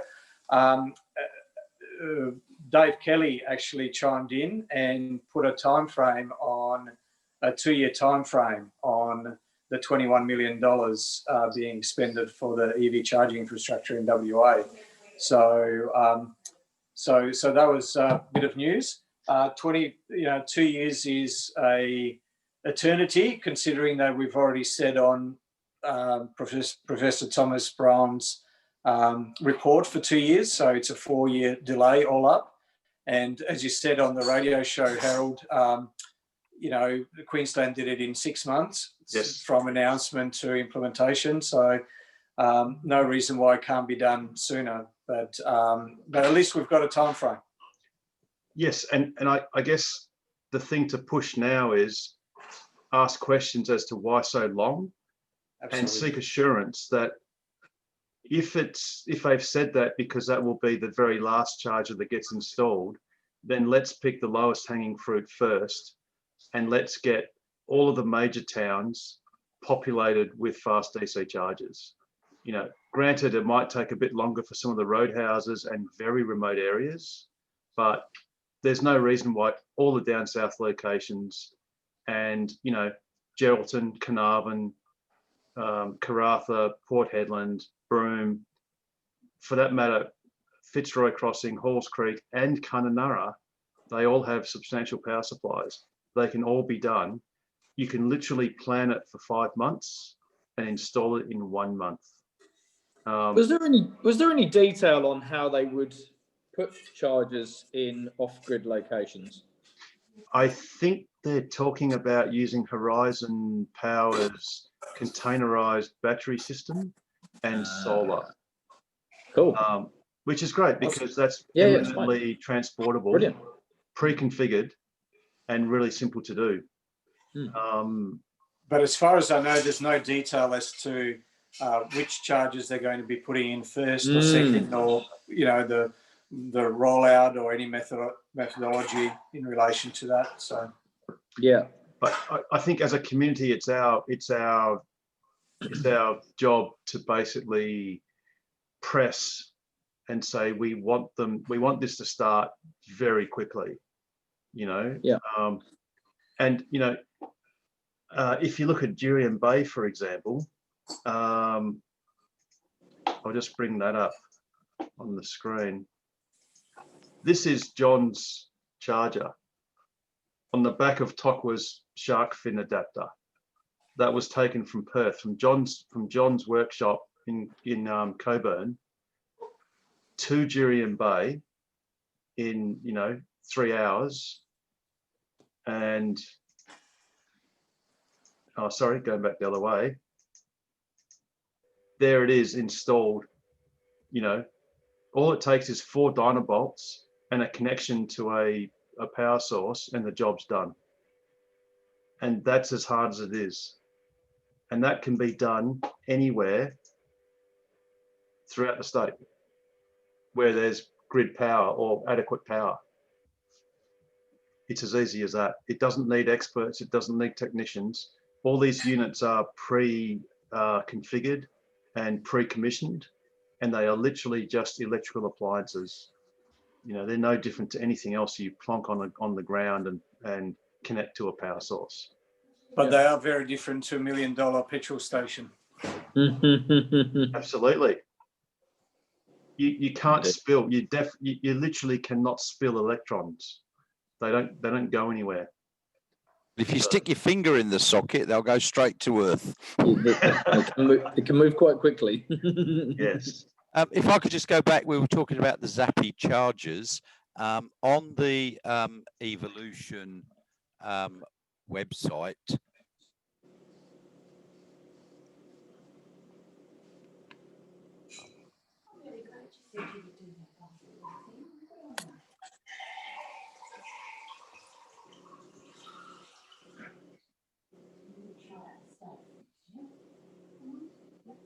Sorry, that's from Evolution Australia. So $13.95 single phase, $16.95. Oh, it's gone up. Wow. Yeah. So I wanted an all-in-one solution, and I guess the advantage that I do get is that there's probably less losses because it's, you know, it's still converting it to AC for then the car to change it back to DC. But, you know, I'm literally going from the inverter into the car. So it's probably get some slight advantages there with less cabling, which is what you would have with a Zappi. But it's only, my solution's probably only really appropriate if you're going for, you know, if you don't have solar already. and if your inverter is going to be where your car is parked. Yeah, there's definitely savings if you're looking at installing solar and a EV charger at the same time. There's definitely and if you're going for a solar edge, inverter. Exactly. So I get those three things lined up for me. So yeah. Harold, I'm wondering if we can get a deal with a supplier to get those a bit cheaper for members.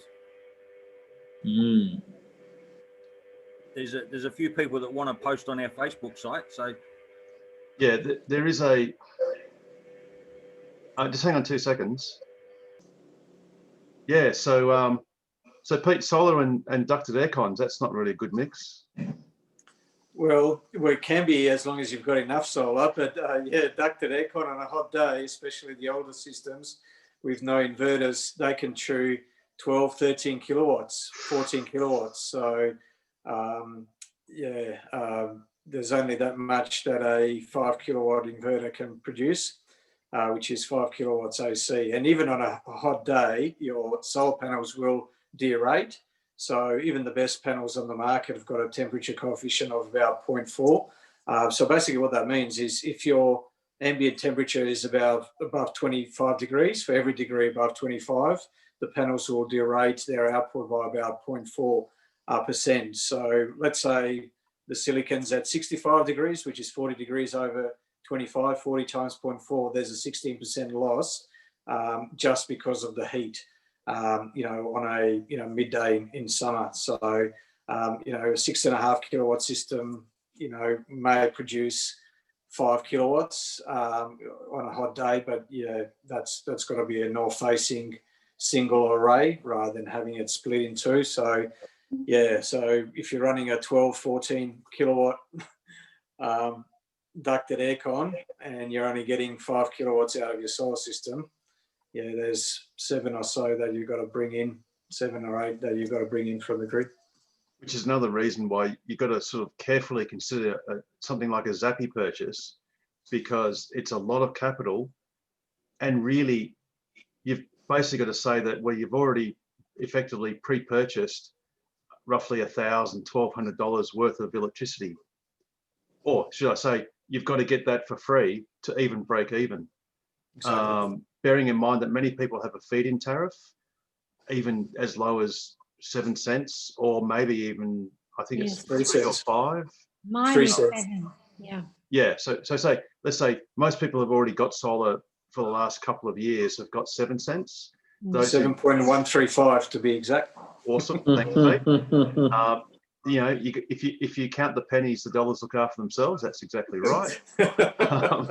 And I think the newest ones, the very latest installs now, is that 3 and 5?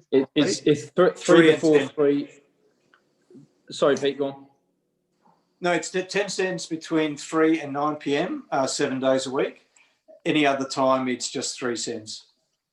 Yeah. Cool. So there's the new DEBs as opposed to the REBs. Yeah. So Renewable Energy Buyback Scheme, which was Synergy's buyback scheme, previously was a 7.135 cents. And now it's called a Distributed Energy Buyback Scheme, or DEBS, which is the 3 and 10 cents. It's essentially a time of use feed-in tariff. So what? Oh, sorry, Harold. So what does the latest aircon units that have an inverter and so on in them? What's their draw? It depends on the size. Yeah, it depends on the size, and it depends on how much area, how much volume you're cooling. But look, if it's a split system that's only, cooling down a room or two, and you should be able to get that either from the nameplate that's on the side of the unit that's outside the house, or you should be able to Google the model and you should be able to get the draw, or, ask the salesman if you're looking at purchasing it.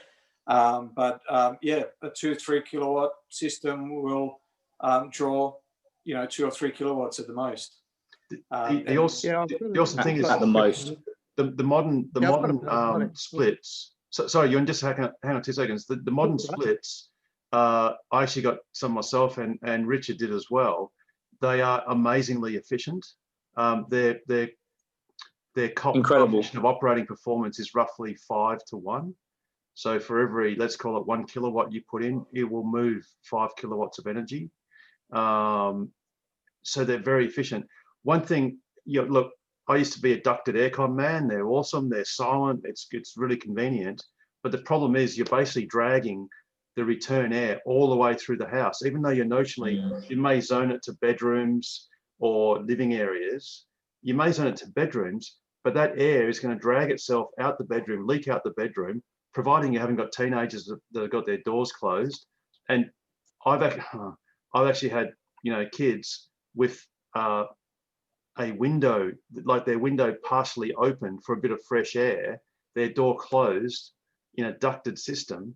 And of course, what happens is physics dictates that if there's a high pressure system inside the bedroom, the air blows out to the outside, and then you actually do draw, let's call it the fresh air back through your ceiling, through your ventilation fans, like in your toilet and your en suites and bathrooms. So you'll be drawing 40-degree hot air back into your house and circulating that over and over again. And you wonder why, your power bill is going through the roof. The great thing about splits, yes, they are a bit noisier because the motor and all that stuff is sort of in the room, is if you close the door. So for teenagers, it's ideal because they close their door and this thing's hermetically sealed and it's only cooling or heating that particular area. And the modern ones are doing it so much more efficiently than even units from 10 years ago. I trusted Harold's advice and on the one he got and bought 5 of them. And they are epic. I mean, I hardly even notice. And actually, I do notice because we've been using infrared panel heaters for when it was winter, and I thought, it's going to use at least as much power as that. No, it's like half the power of even using a 400-watt infrared heater. And now I get up in the morning and the power wall has still got at least 50% in, whereas it would have drained it overnight. So yeah. The great feature of the modern inverters, the modern air cons with the inverters in them, is they'll only use as much power as they need to cool the air to whatever the thermostat is set at. Whereas the older ones without the inverters, they're either using all the power available to them or none at all. There's no variability at all, which is an incredibly inefficient way to cool a house. Well, they thump in and out. They have to have a dead band because they can't just sit there going click, clack, click, clack. So they run for a few minutes, over cool, and then wait for the heat to go back up, and you're always sawtoothing. And And also there's the most efficient way to cool down a house is to prevent it from heating up in the first place. Because if you wait till you come home at 5-6 o'clock on a 40-degree day and the house is an oven, all that heat has embedded itself into the thermal mass of the house. And then not only do you have to cool the air, but progressively throughout the night, you'll have thermal inertia. Exactly. You'll have that heat escaping out of the bricks and all your other thermal mass. And not only are you using aircon at night, which you can't offset with solar, but it's less comfortable to sleep in the house at night because you've got that heat radiating out of the walls. Whereas if you know it's going to be a 40-degree day before you go to work, and let's say you set your aircon at 26 degrees, it's not going to allow the house to get any hotter than 26. And then when you get home at 4 or 5, 6 o'clock, you drop it down to 24 or 23 degrees. And that's actually more efficient than letting the house get to 35 before you start cooling it down. That's right. And the good thing is if you've got solar, that's when you're more likely to have an excessive surplus. So you might as well use that surplus to, basically cool. Most houses in WA have double brick basically double brick. So you really need to try and cool down those bricks and render inside the house. It's no different to your car in summer. You might turn your aircon down to 19, 18 degrees and still feel comfortable or even warmish. But in winter, it's the opposite. You know, you may set it to 22 and still, or 23 and still feel cool because of the lack of radiation coming in through the windows, and it works both ways. So yeah, good pro tip there, Pete. You know, if it's a nice sunny day, run your air cons during the day when you've got that surplus. So you're more comfortable at night time, and you're not also overly drawing to, like Pete said, try and cool down all that mass with just thin air. Yeah, I do that. Cool. Okay, sorry, your note, I interrupted you. Yeah, Right, I think having an energy meter definitely allows you to monitor all that. My sister's got a Panasonic 3 years ago, and I've got a Panasonic. Our house is sort of 4 months old. A 12.5 kilowatt ducted aircon unit uses around 5.5 kilowatts. That's cooling. We've got a 16 kilowatt. I'm still trying. I just got a Power delivered for free. So I'm having a look at that. I just turned the aircon on to 22. It only seemed like it only drew 1.5 kilowatts on a 16 kilowatt system. But I'm definitely keen to get one of these better energy meters so I can actually see. With most of the modern ducted aircons, you can get the option with Wi-Fi and stuff like that. So if you can see excess solar, you can just turn it on during the middle of the day. So we just turn it on at midday when, you know, between 10 to 2. We've got 5 kilowatts of solar.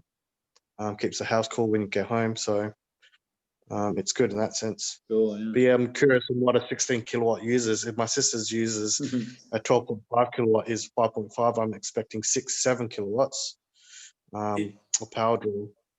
Uni depends on the unit. So we've got, I think it's a 15.5, something like that, and that uses 13 kilowatts. It's a very old unit. It's more than 20 years old, but we haven't upgraded it because we've been able to get away without using it much at all. So what we've invested in is the steel fly screens. And so what we do is we just open all the windows, the security screen. So we open all the windows are open now in the house, and we draw that nice, cool, fresh air in during the night. And then we close them all at about 8, 9 o'clock in the morning.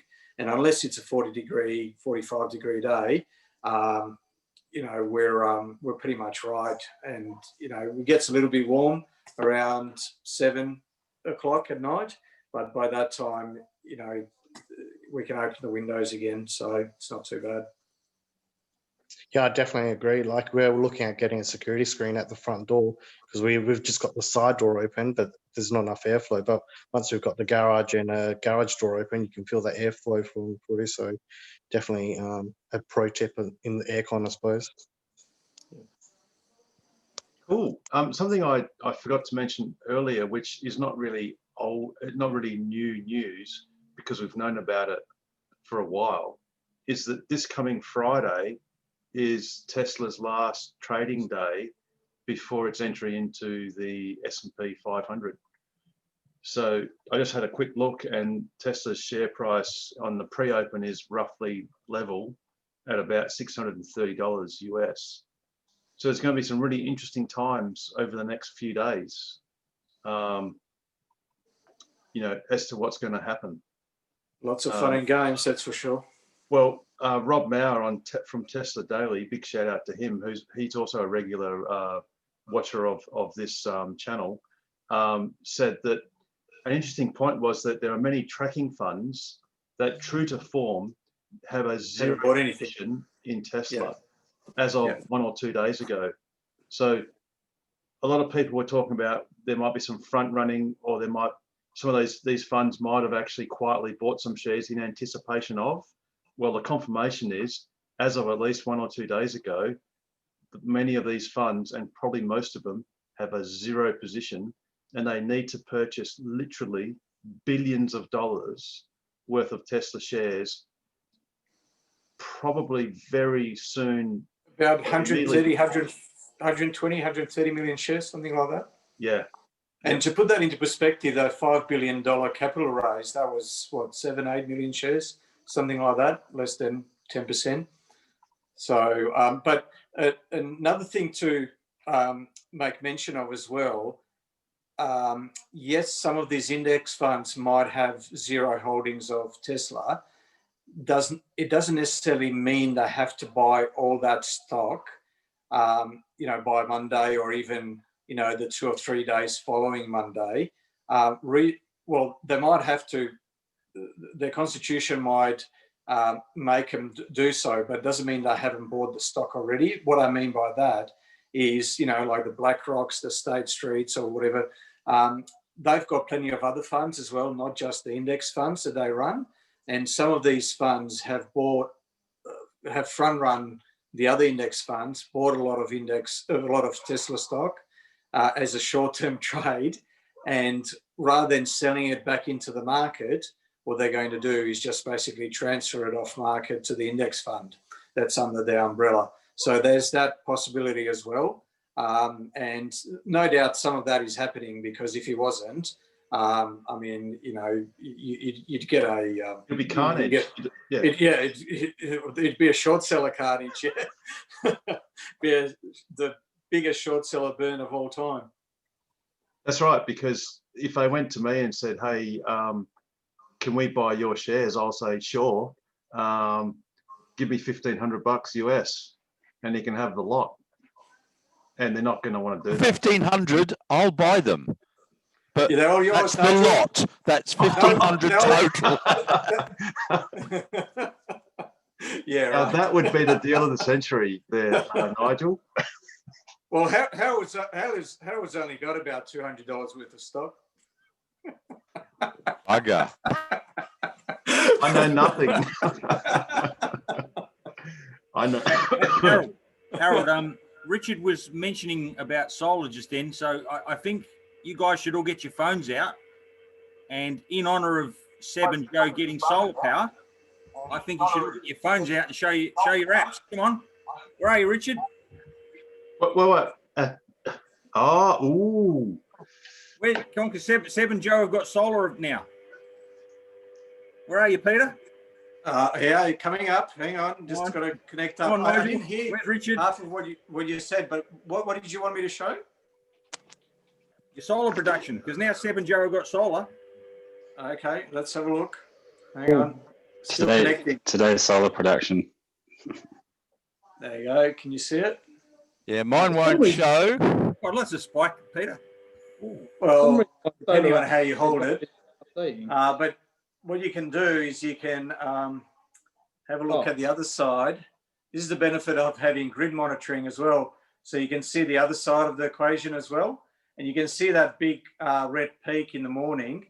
So we're on 5 acres. We don't have scheme power. So every time we turn the tap on, the pressure pump comes on. So because we're on the smart power tariff, the old legacy tariff, which Synergy doesn't offer anymore, before 7 a.m., I think we're on about 12 odd cents, and after 9 p.m.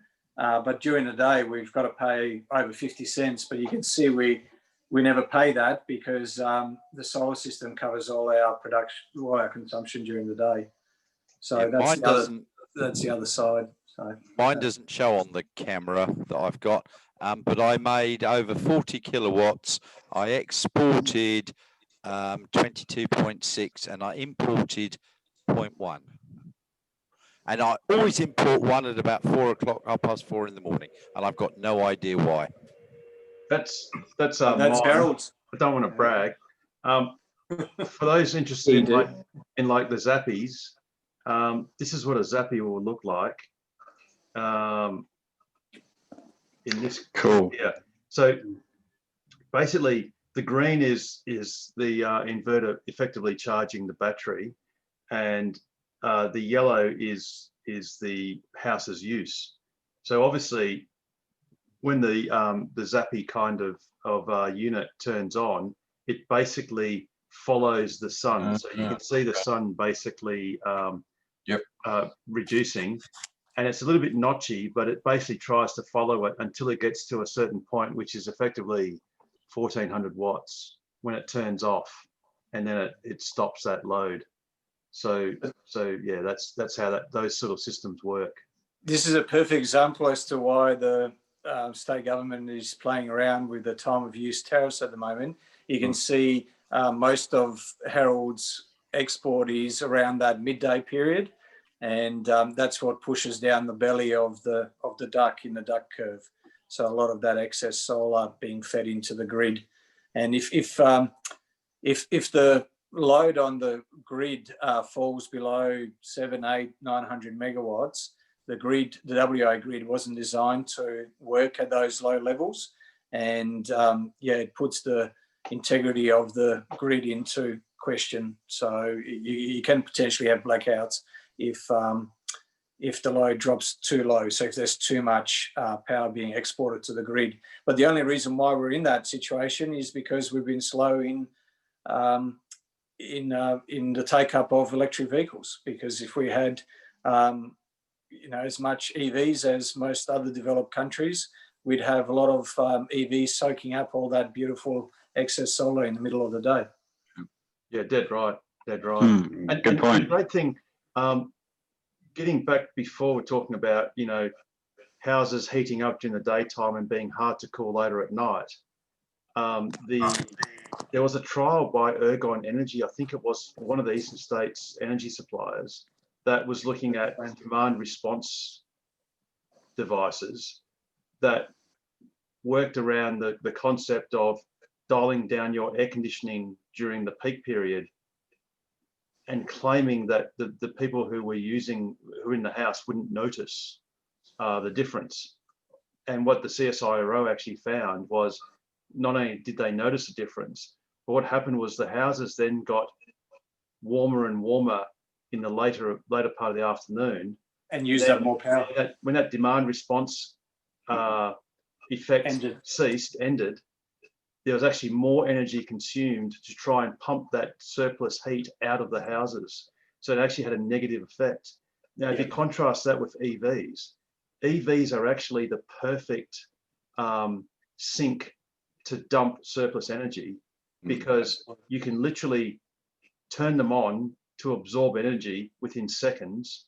And if a cloud bank comes over, you can turn them off or throttle them also within seconds. And it sort of doesn't matter how many times you do that during the day, or even if you didn't actually charge them all that much on a cloudy day, you can always catch up the next day, because on average, most cars in Western Australia do no more than 36 kilometres per day. And, if you've got a battery that can absorb 10 times that, then, you can afford to not charge your car for a couple of days and not notice a difference. So that 36, 40 kilometres a day, that translates to 7, 8 kilowatt hours a day, somewhere around there. So if you've got a, long range Model 3 with a 75 kilowatt hour battery, it's got the capacity of 10 days worth of driving. Yes.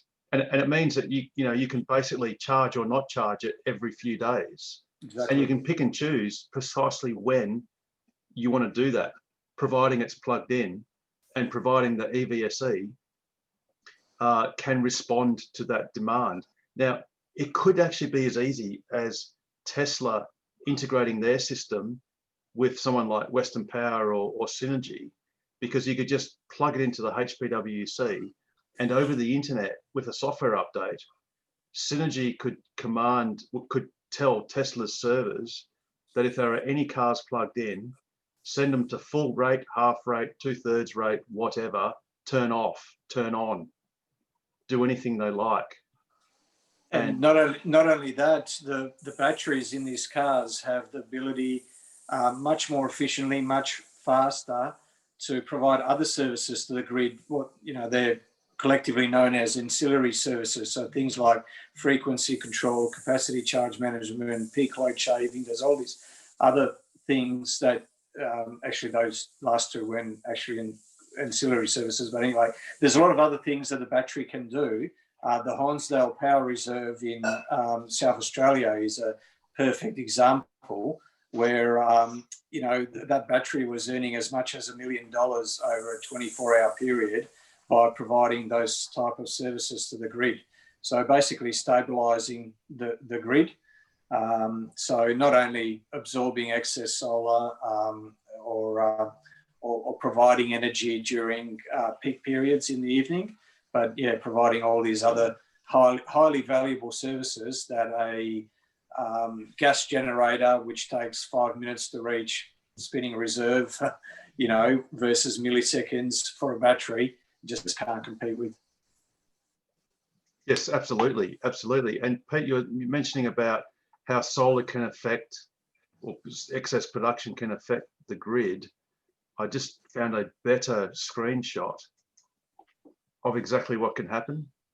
So this is on another day when no cars were charging, but basically you can see in the morning there was no surplus leaving the house because it was basically charging the battery. But then at 12:40, you could say suddenly there was a fair bit of surplus energy going into the grid. And that's exactly what happens. And that it's this section here that needs to be absorbed. And that's where EVs as a system, or Synergy's battery, I think it's a 300 megawatt hour battery, will be able to absorb and make a lot of money in doing so. And they've just announced another 100 megawatt hour, but it's going to, that's the total sum. I think it's going to be smaller batteries distributed throughout the grid. Awesome. Awesome. And that's what you need. Oh, and by the way, one thing that frustrates me is a lot of these inverters now, like for instance, Fronius's Gen 24, can hook up to a rather large battery, like a BYD. Well, in their case, they're only supporting BYD at the moment. Now, all EVs really need to do, and this is mind you, this is approximately a 400 volt system, which is exactly the same voltage that Model 3s, S's, X's, and Y's are and will be. All you really need is the equivalent of a CCS plug into your car with an adapter that effectively talks to the car, tells the car to close its battery contactors. You then connect this rather large battery to your inverter, which with the DC coming from the panels can charge your car directly and also discharge it the other way, because all your car becomes is effectively a detachable standard installed battery. Now, obviously you need safety circuits and all that sort of stuff surrounding it. But, people speak about vehicle to grid battery charging systems that cost $7,000. Well, all you really need is the correct connector, equipment probably worth much less than $1,000. You connect that to your solar system, inverter, hybrid inverter, and the job's done. And you can do that tomorrow. So it's none of this stuff's hard. But anyway, but even if you don't bother doing that, as long as you can dump surplus energy into your cars and then drive them and use it, all the better. And the electricity around midday when there's so much surplus solar that, so much so that it's affecting the stability of the grid. That's when power is not at its cheapest. It's cheapest usually in the middle of the night when all the windmills are blowing and generating a lot of power when none is being consumed. But it's the second cheapest time. And, even in WA, we've had our first negative wholesale price for electricity not long ago. So you could actually be getting paid for charging your car. And with Tesla's AutoBidder software, what I was talking about, you could be providing frequencies, services, etc., and getting paid for that as well. So yes. Yep. Yeah, if you had, V2G or V2X technology, which Tesla can do very easily. Yeah, absolutely. Absolutely. Which it's apparently done before with the first gen Roadster, as Elon said during Battery Day, which I wasn't actually aware of. And he claimed that no one used it and asked for it. Yeah. But that was a different time, so. Yeah, indeed. Yeah, I mean, back in those days, solar systems cost dozens of thousands of dollars.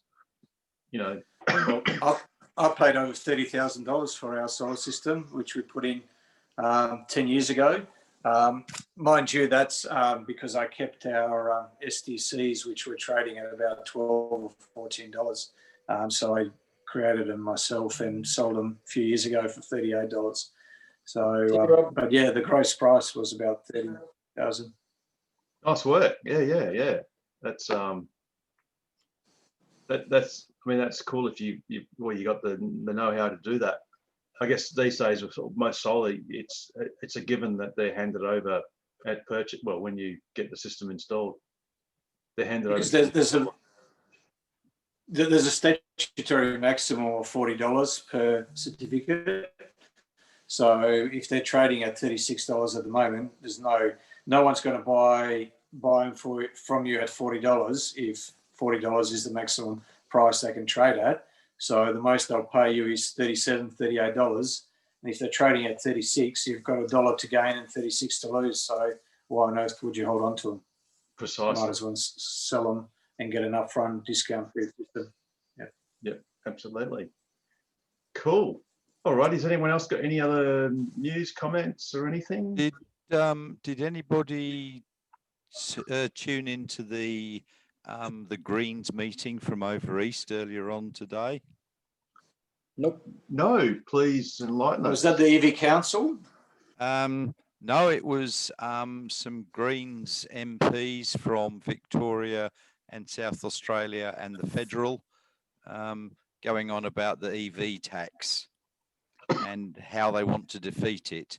And it appears that in South Australia, it's not going to go because the Greens there say that with a couple of other independents, they've got the balance of power and it's not going to happen.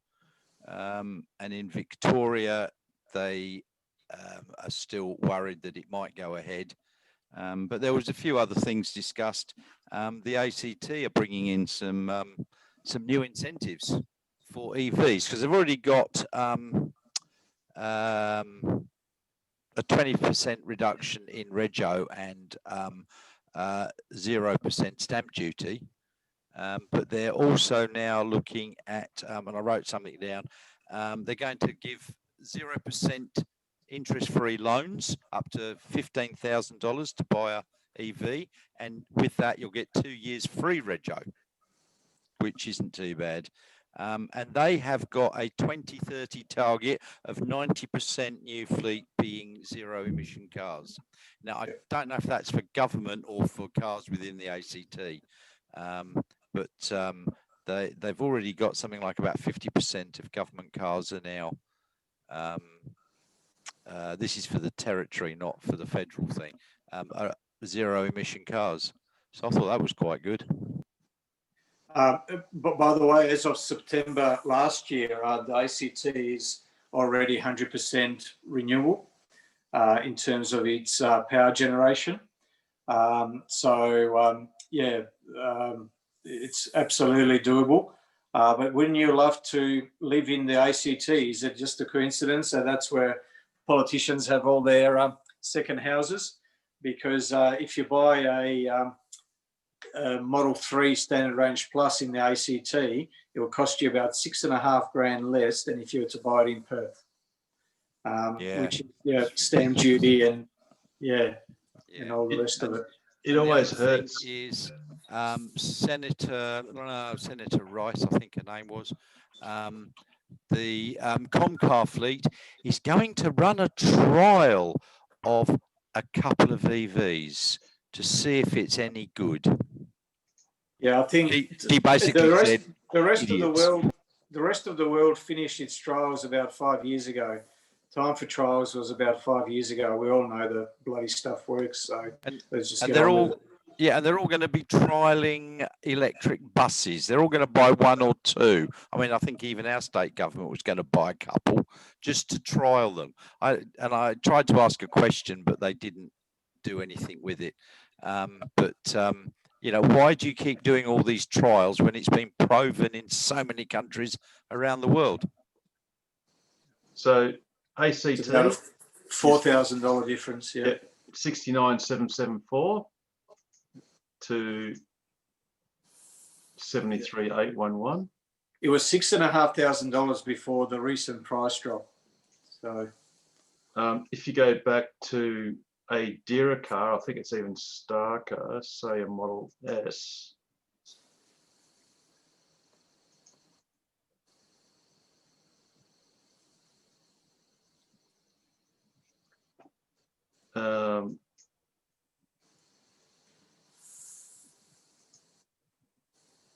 ACT 136, WA grand, 144. $8,000 difference. Time to move to the ACT. So could you get like an Airbnb and no, you have to rent. No, anyway, it's not worth it. It's not. Apparently, you could only keep it, for about 12 months, and then you'd have to re-register it or bring in WA and pay whatever the fees are. So you can't get around it, unfortunately. No, and for Damon watching at home, the difference between tax minimisation and tax avoidance is about 10 years in jail. So it's always good to minimise your tax. Don't avoid it. Unless you can live forever, and then you can avoid both death and taxes. That's where Neuralink comes in. That was one of the things I was discussing at work. Elon, who watches this program all the time, he knows more about 4 subjects than most people can know about one. So, or has achieved more in 4 industries, or at least. So there's Tesla, SpaceX, Starlink. Well, yeah, but the Boring Company, which is still in its infancy, and Neuralink. But don't forget also OpenAI. Oh yes, and OpenAI, yes. And what else has he got? He's got another one. I can't think right now, but yeah. No, but that's just what's amazing about that one individual. Sure if any of us achieved that sort of level of excellence in one of those industries, that would be remarkable.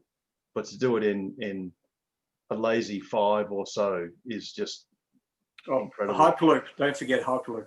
Oh, Hyperloop. Yeah. Having said that, I've got a claim, and it's true. When I did physics in first year uni, I thought, well, satellites go round and round forever, frictionless, blah blah, at hundreds of kilometers above the ground, and they do so because they're in a vacuum. I thought, well, if you had a pipeline that you went around the Earth, and just sucked all the air out and had a pod in it, and used like a rail gun, which is like a linear motor sort of thing, then you could basically accelerate to escape velocities and effectively orbit around in this tube, sort of for free. And that was back in 1987, when Elon was probably still in high school. You're ahead even of Elon's curve back at that time, Harold. But I see the words. I see the words above your head, Pete, and I say yes, I was, and I always try to be ahead of the curve. Interestingly, you say that because in a recent interview, Elon was asked the question, hypothetical, of course, if you got the chance to start again with a clean slate and redo the whole US transport system, what would you do? And he basically said, well, we've got to go 3D rather than operating just on the surface of, the planet and having gridlocks everywhere.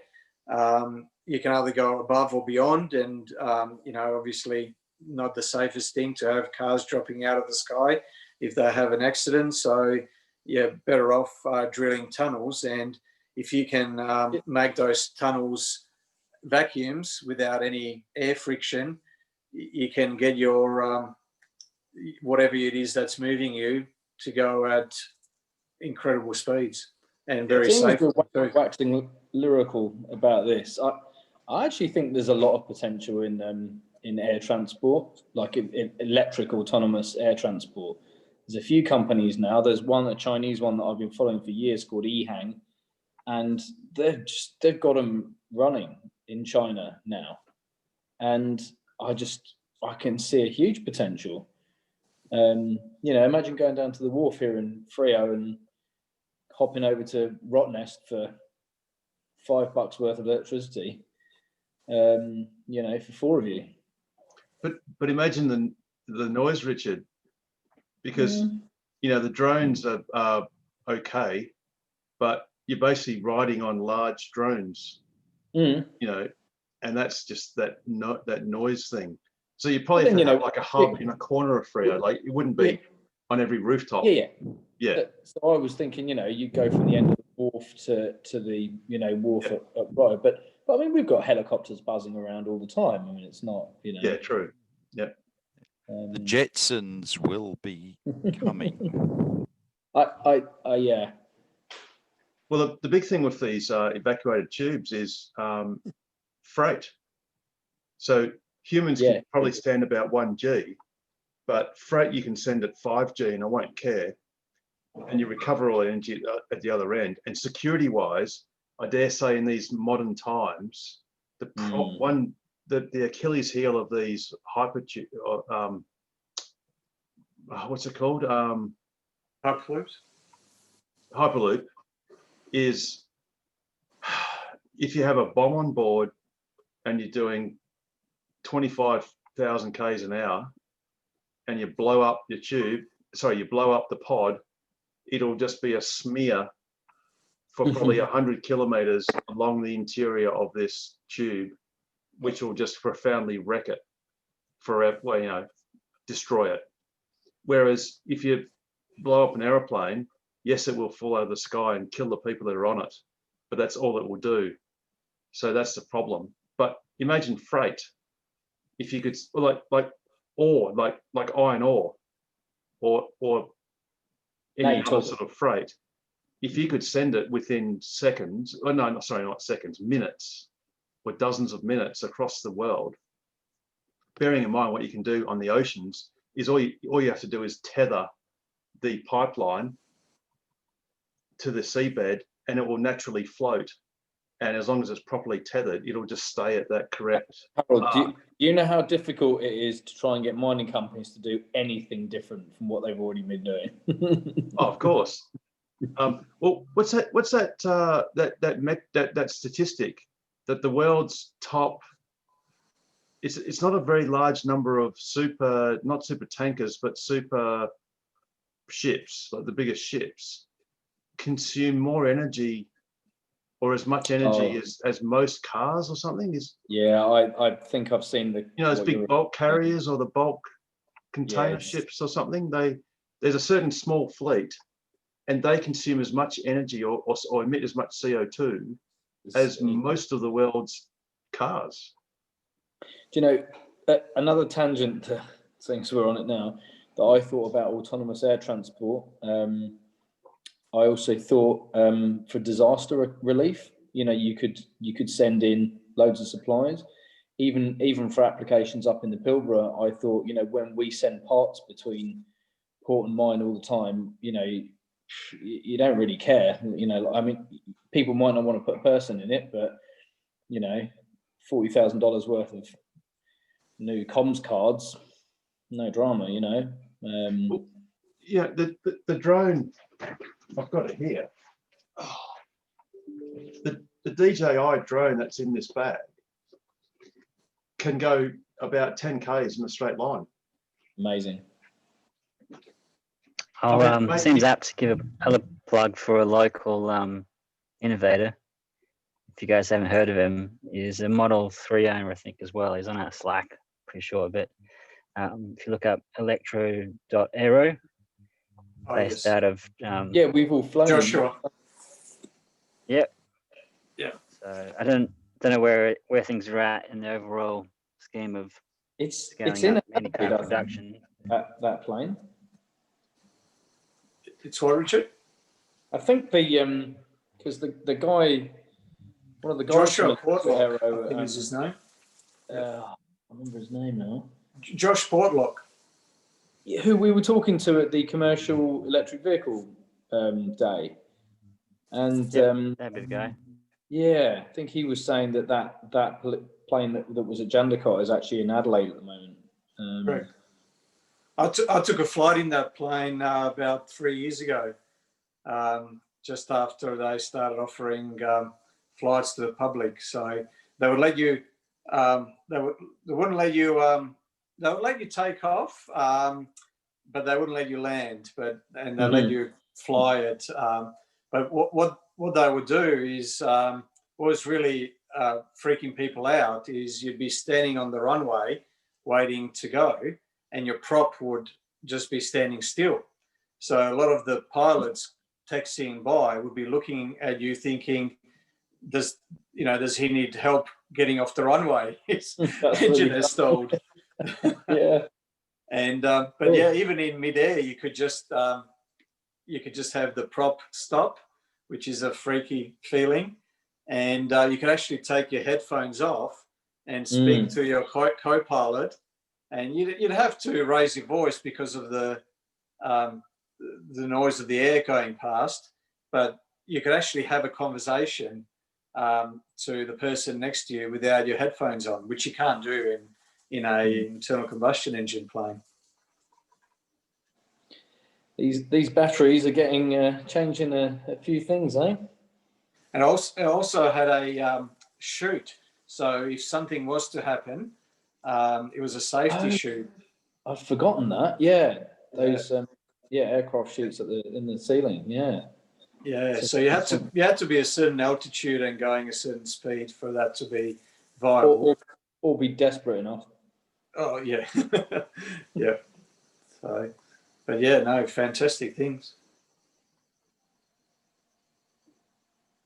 Where's our MC gone?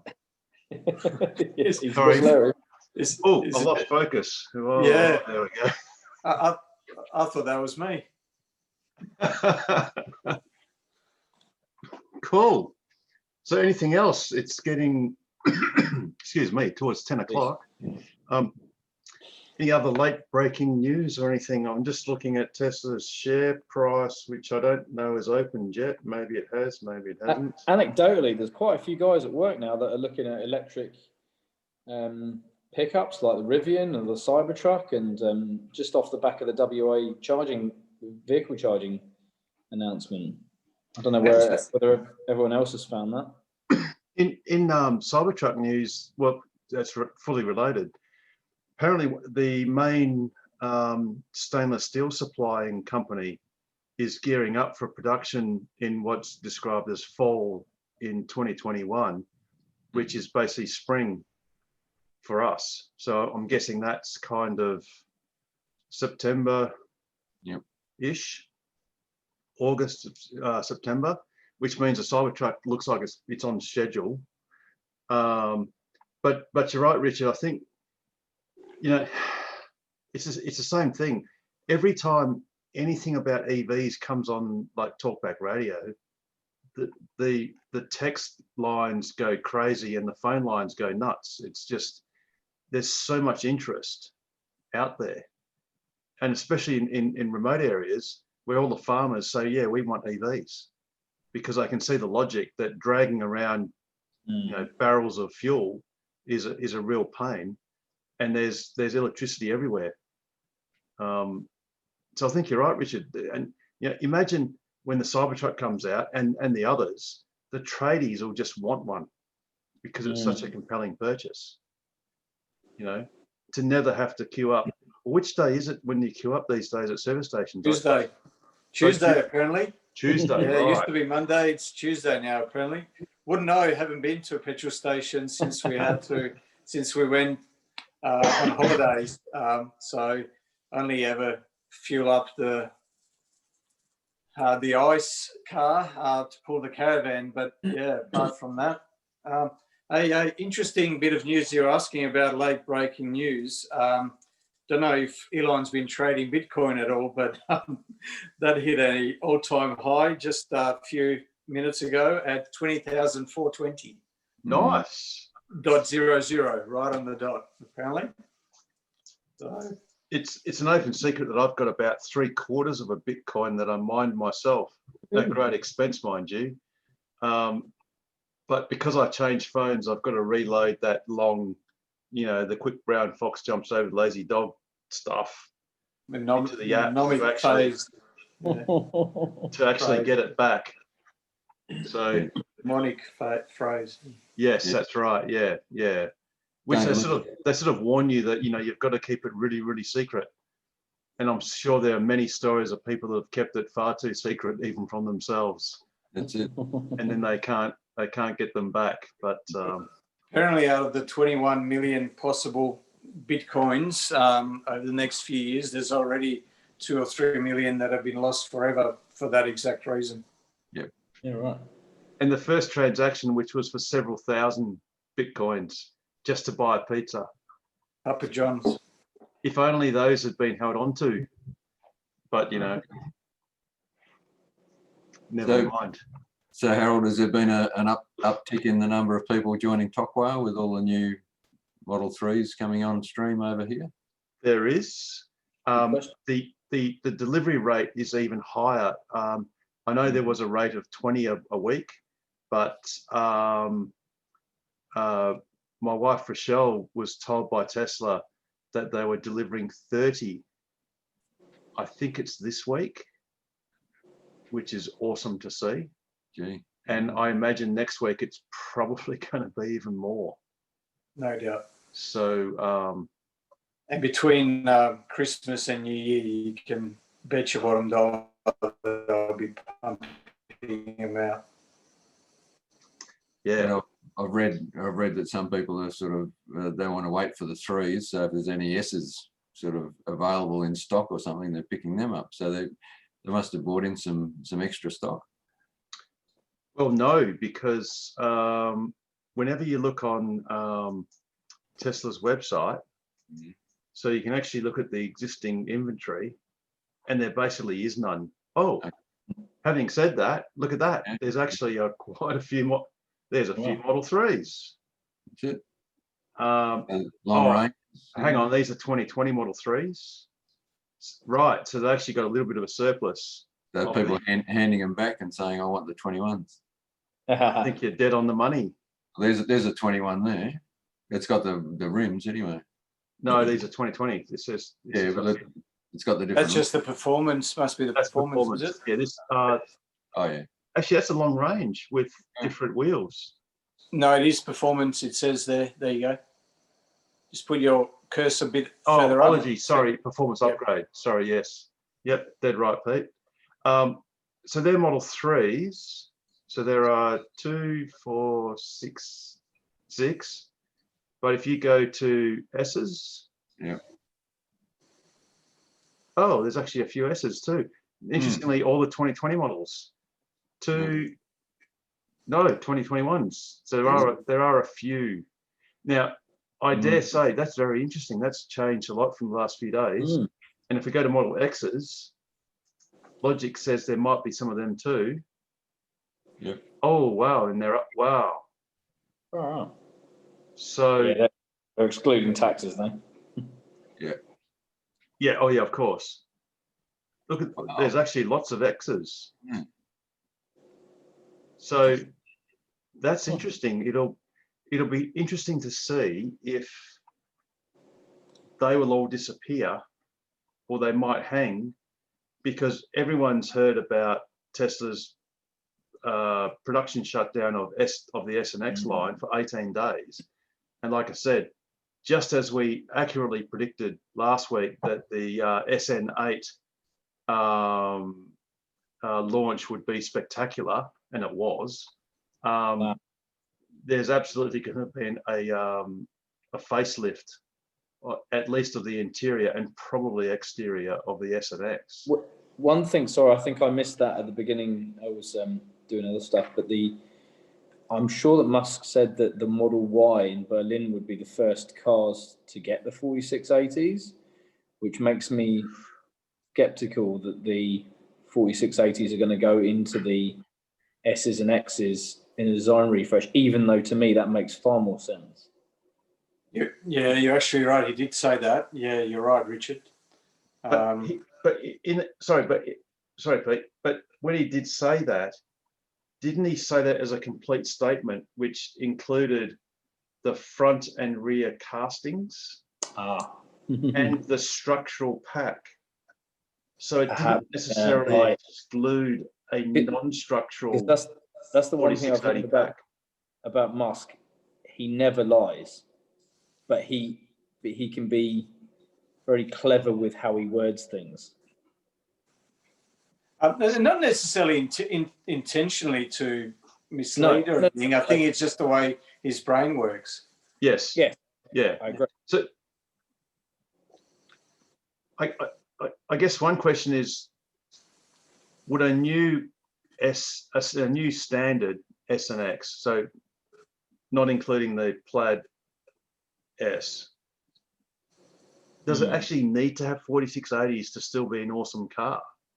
I would think it would be complicated to have two different platforms, one for Plaid and one for.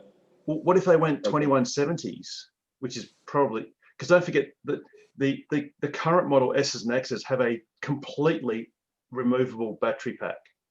There's a great video of the demonstration of a Model S having two packs swapped in the same time as it took a standard Audi diesel to be filled with fuel. So they literally did it twice while that same vehicle was being conventionally fueled. And they've got modules as well. Yes. So in S and X, so one drawback of the S and X architecture, and a little bit like the 3, is it's been over-engineered, because the S and X can basically, well, not drive around, but support itself without its battery pack, and that's a lot of wasted structure. So maybe as an intermediate step, if they're not using the 4680s, although they might still use them, maybe they'll use 2170s, or actually maybe they will use 4680s, or maybe there'll be two versions, because only 10 millimeters difference between the 2170s in height. I don't know. It's interesting, but it's pretty clear that especially the Model S needs a refresh.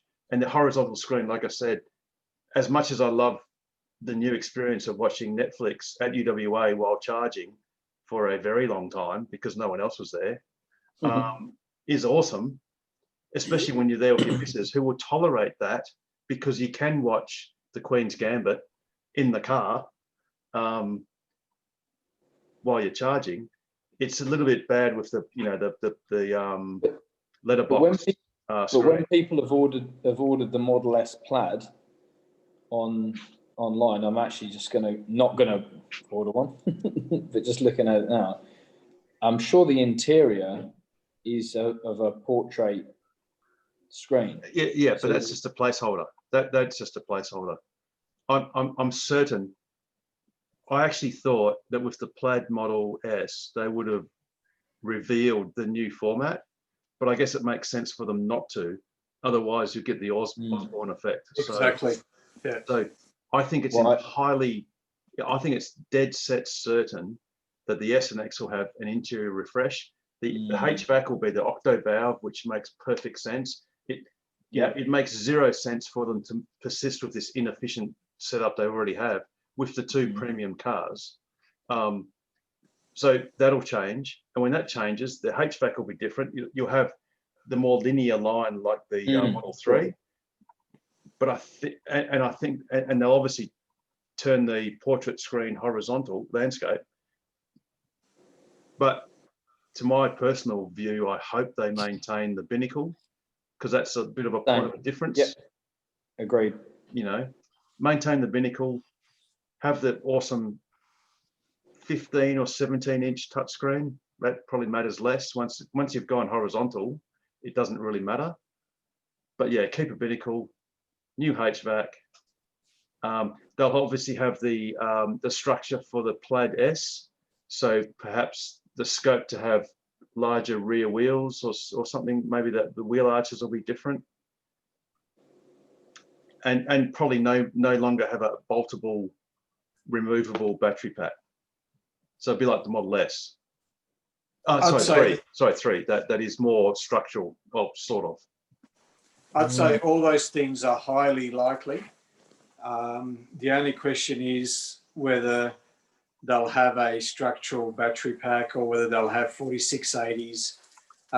You would think in the Plaid as they would. Yep. But yeah, that's going to be very interesting. Yeah, and you could almost just put 2170s and pack it out or something as an interim step for the standard non-Plaid, and then the Plaid you go all out with the big batteries, higher energy density, higher power output, maybe. An interesting point. Yeah. Good thing is this has been recorded in perpetuity, so when we project into the future and then look backwards, we'll know that we were right. Can I be at the other end of the spectrum then and say they're just closing the lines down for Christmas to give all their employees, a couple of weeks off? No way. No, at their own expense. No because way. Yeah, they're getting 1 week pay and 1 week no pay. And the very generous offer of volunteering for free. For deliveries towards year end. But the week that they're getting paid is in 2021. So it's not going to impact 2020 earnings. And they were very strategic about the timing as well, because the cutoff was the cutoff for the cars being manufactured to still make 2020 deliveries. So they knew that a day after. That's a good point. Yeah, and a day after those cars wouldn't be able to be delivered this year. So no point. Keeping those people around, and best time to shut down the factory. So they thought about the timing. And seasonally, it's also their lull in at least North American and sort of European sales because of the winter. Yeah, so Q1 is always the lowest. Yeah, it's the perfect time. It's the perfect time to do it, and it's a very clever move, because imagine when you've suddenly got a facelifted S and X, those sales will go through the roof. Even though seasonally adjusted, it's the worst quarter. It'll probably be the S and X's better quarter. In fact, actually, there was a screenshot that I forgot to show before when I was describing how Tesla's got 2/3 of the EV market in Australia of all sales. Was this graph courtesy of the Driven Friday, and I think I've deleted it. I'll find it in 2 seconds. You just talk amongst yourselves while we play some elevator music. Well, do you reckon that he's going to do the 180,000 deliveries for the quarter to reach the 500 million? 181, Nigel. Got to get to 181 to get to 500,000. So you reckon he's going to do it? Yep. Yeah, I would agree. I think he's probably going to make 500,020. I wouldn't No, want 500,420, Nigel. Oh, sorry, yes. I wouldn't want one of the last ones off the line there, I don't think. Oh no. No. It's a dead set cert they're going to do it. There's just no doubt. With Shanghai going ballistic, it's just going to happen. Well, Shanghai, or is it Shanghai or Berlin, Harold, they will be able to produce 500,000 a year alone? No, that's Both Shanghai. of them. That's Shanghai. Shanghai. No, they've said Berlin will be able to do 500,000 a year. Oh, is it? Yeah, I can't remember. It was one of the two anyway. It might be both of them, you know. No, I think Because it's both. S and X are 90 nameplate, but they haven't done that for a while, which actually this graph shows quite neatly. This is the year I got my car, and the light green is X, and of course you can see it declining quite dramatically and appropriately, because it's being substituted for by Model 3s. And S's have also declined. So getting back to the original thing at the start of the session, this is demonstrating the growth. So this is 2014, 15, 16, 17, 18, 19, and this is not anywhere near like all of 20. I presume, so I think these figures are probably for the last quarter, although it's a little bit rubbery. And there were, and bearing in mind, there was the shutdown at Fremont, which did affect production. Yeah, so there you go. So I've just looked up. So this is from October, saying Elon Musk said that last week, so that would have been the middle of October, Model 3 production capacity for the Shanghai factory, which opened a year ago, has now reached 250,000 units a year. So that's all. That was Berlin. Okay, so yeah, Berlin's half a mil. Yeah, but that's all. That was already in October, already at 250,000 just Model 3s, and now they're starting to ramp up Model Ys. Yep. So yeah, probably be close to 500,000 next year, even for Shanghai.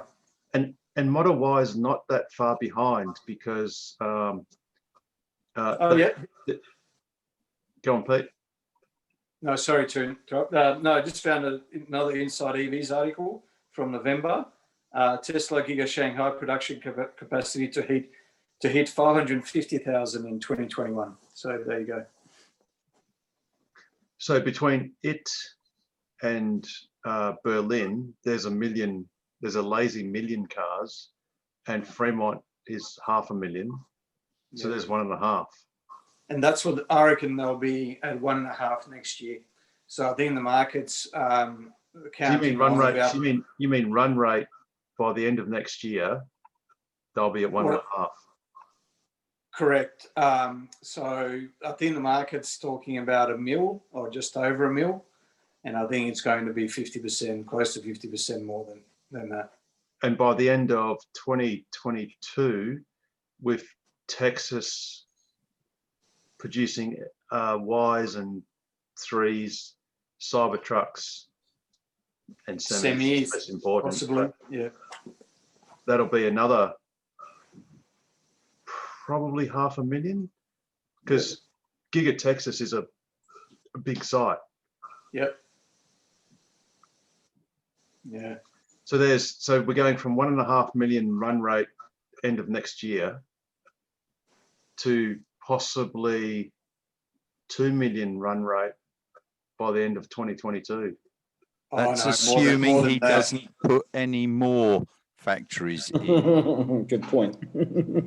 Yeah, no more than 2 million in 2022. Yeah, closer to about 2.2, 2.3 mil, I'd say. So what does that do to the share price, Pete? Well, bearing in mind this is not professional information. Or financial advice. Financial advice. If you listen to JP Moron, it'll be $90. Well, that's their optimistic. That's their bull case, because they said between 80 and 90. So yeah, so that was the analyst you're thinking about last week, Harold. It was, yes. Yep. Yeah, I said. What I said, JP. What did I? Goldman Sachs. No, but it was JP. That's what you said, but it was actually JP Morgan. Yeah. It was. What's the analyst's name now? It escapes me again. I remembered. No, I've forgotten too. Anyway, but yeah, the market. So what? It's such a. You would think, the market's a lot more sophisticated than this, but the analysts, they're finally, for the first time this year, they started listening to what Elon's been saying, that their production capacity, that would have to be something even worse than Corona for them not to increase their capacity by 40% year on year. And so they're finally starting to heed that. but they're working on 40% increase based on 2020 numbers, which were affected by the shutdowns due to Corona. And so they're adding 40% on top of 500,000. But if you actually take out the effect of Corona and the shutdowns, it would have been closer to 700,000. And then you applied for 40% on top of 700,000, you're, closer to $1 million. So much closer, yes. Yep. Yeah, and they just don't get the fact that Tesla is production constrained only. It's not demand. Yeah. So they sell every car they make, unlike conventional car manufacturers who produce huge batches and then try and get them sold at discounted rates later. I mean, that's a huge metric is the average days of inventory for a conventional ICE car manufacturer is like 100 and it's nearly 6 months, I think, or it's 180-ish or 160 days. So Tesla is 3 weeks or something, isn't it? Barely, yes. Yep. Yeah. And some of that is simply because it takes almost that time to go from Fremont to Europe or other places. Yeah. So they basically don't have any inventory, really. And as Elon says, if you can sell your car in less time than it takes to have to pay for the parts that you bought to make it, the faster you grow, the more money you make. Whereas traditionally, the faster you grow, the quicker you go broke, because you've got to pay all your suppliers well in advance. And as a very minor manufacturer myself, I acutely understand that most of what I sell is prepaid for months in advance, and you then still don't get paid until months in arrears. So you've got a big gap. But Tesla is actually doing the opposite.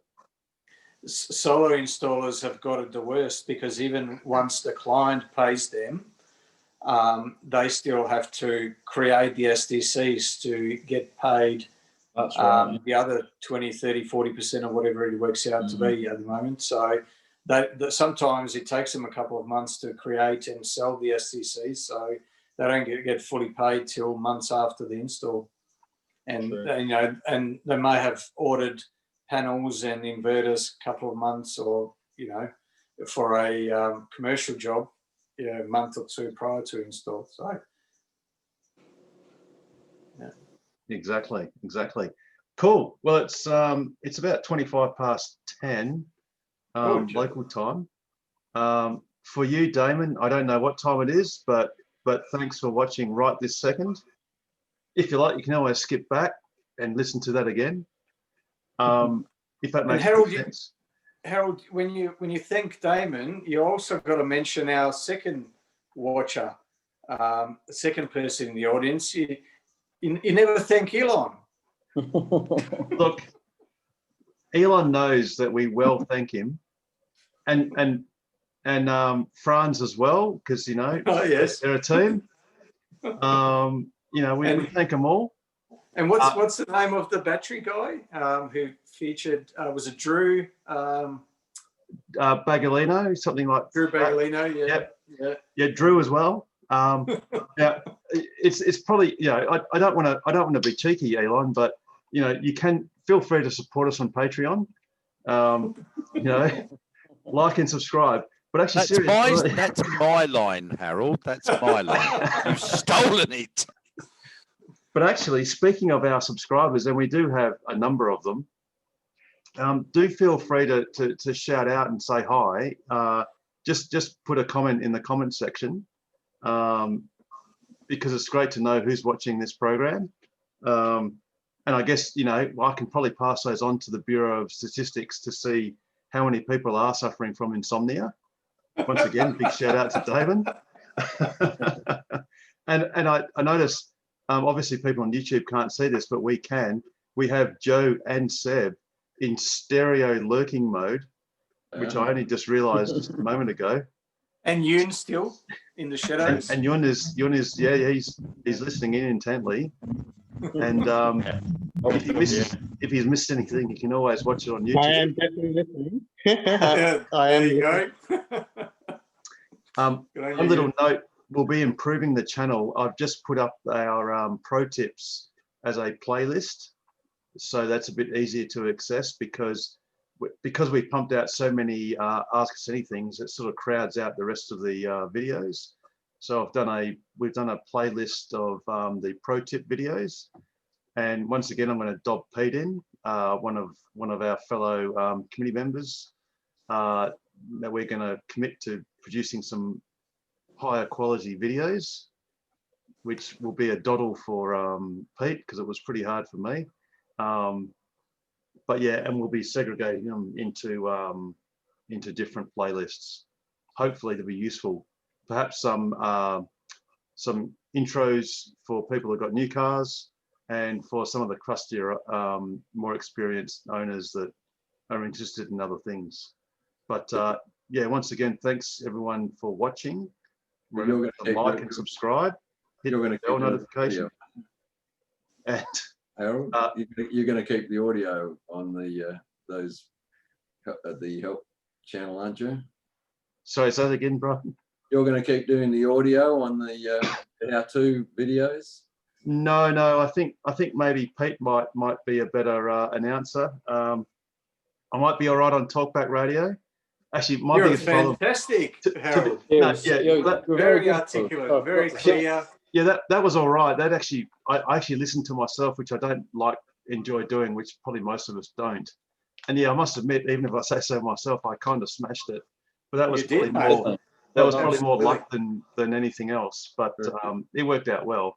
But yes, I do apologise for those droning pro tips, because there's nothing worse than when you're sitting and reading a script on the computer because you are just making sure that everything works out well, and it's a learning curve. I thought it was very good. It's always challenging when you've got to have a monologue when there's no one else to speak to and it's just you and a camera. So it's a lot harder than one would think, just talking to yourself. I think both Harold and Pete have got the voice for radio. I've got the face for radio. Definitely don't have the voice for radio, that's for sure. And definitely don't have the face for TV either. So I'm sort of stuck in no man's land. Well, the internet never forgets, so we are frozen in time. So when we're older and crustier, we'll be able to look back at these videos either fondly or not. I'm not sure. Or cringily. Yes. On that note, it's definitely bedtime for all of us. So once again, Good night, all. Thanks everyone for participating. Look forward to seeing you next week. Don't forget Camfield lunchtime this Saturday for anyone that wants to join in with other members of Electric Vehicle Association. That'll be cool. And otherwise, we'll see you back here next Wednesday. Take care, everyone. See y'all. Have a wonderful night. Thanks, guys. Cheers. See you. Good night. Yeah, good night.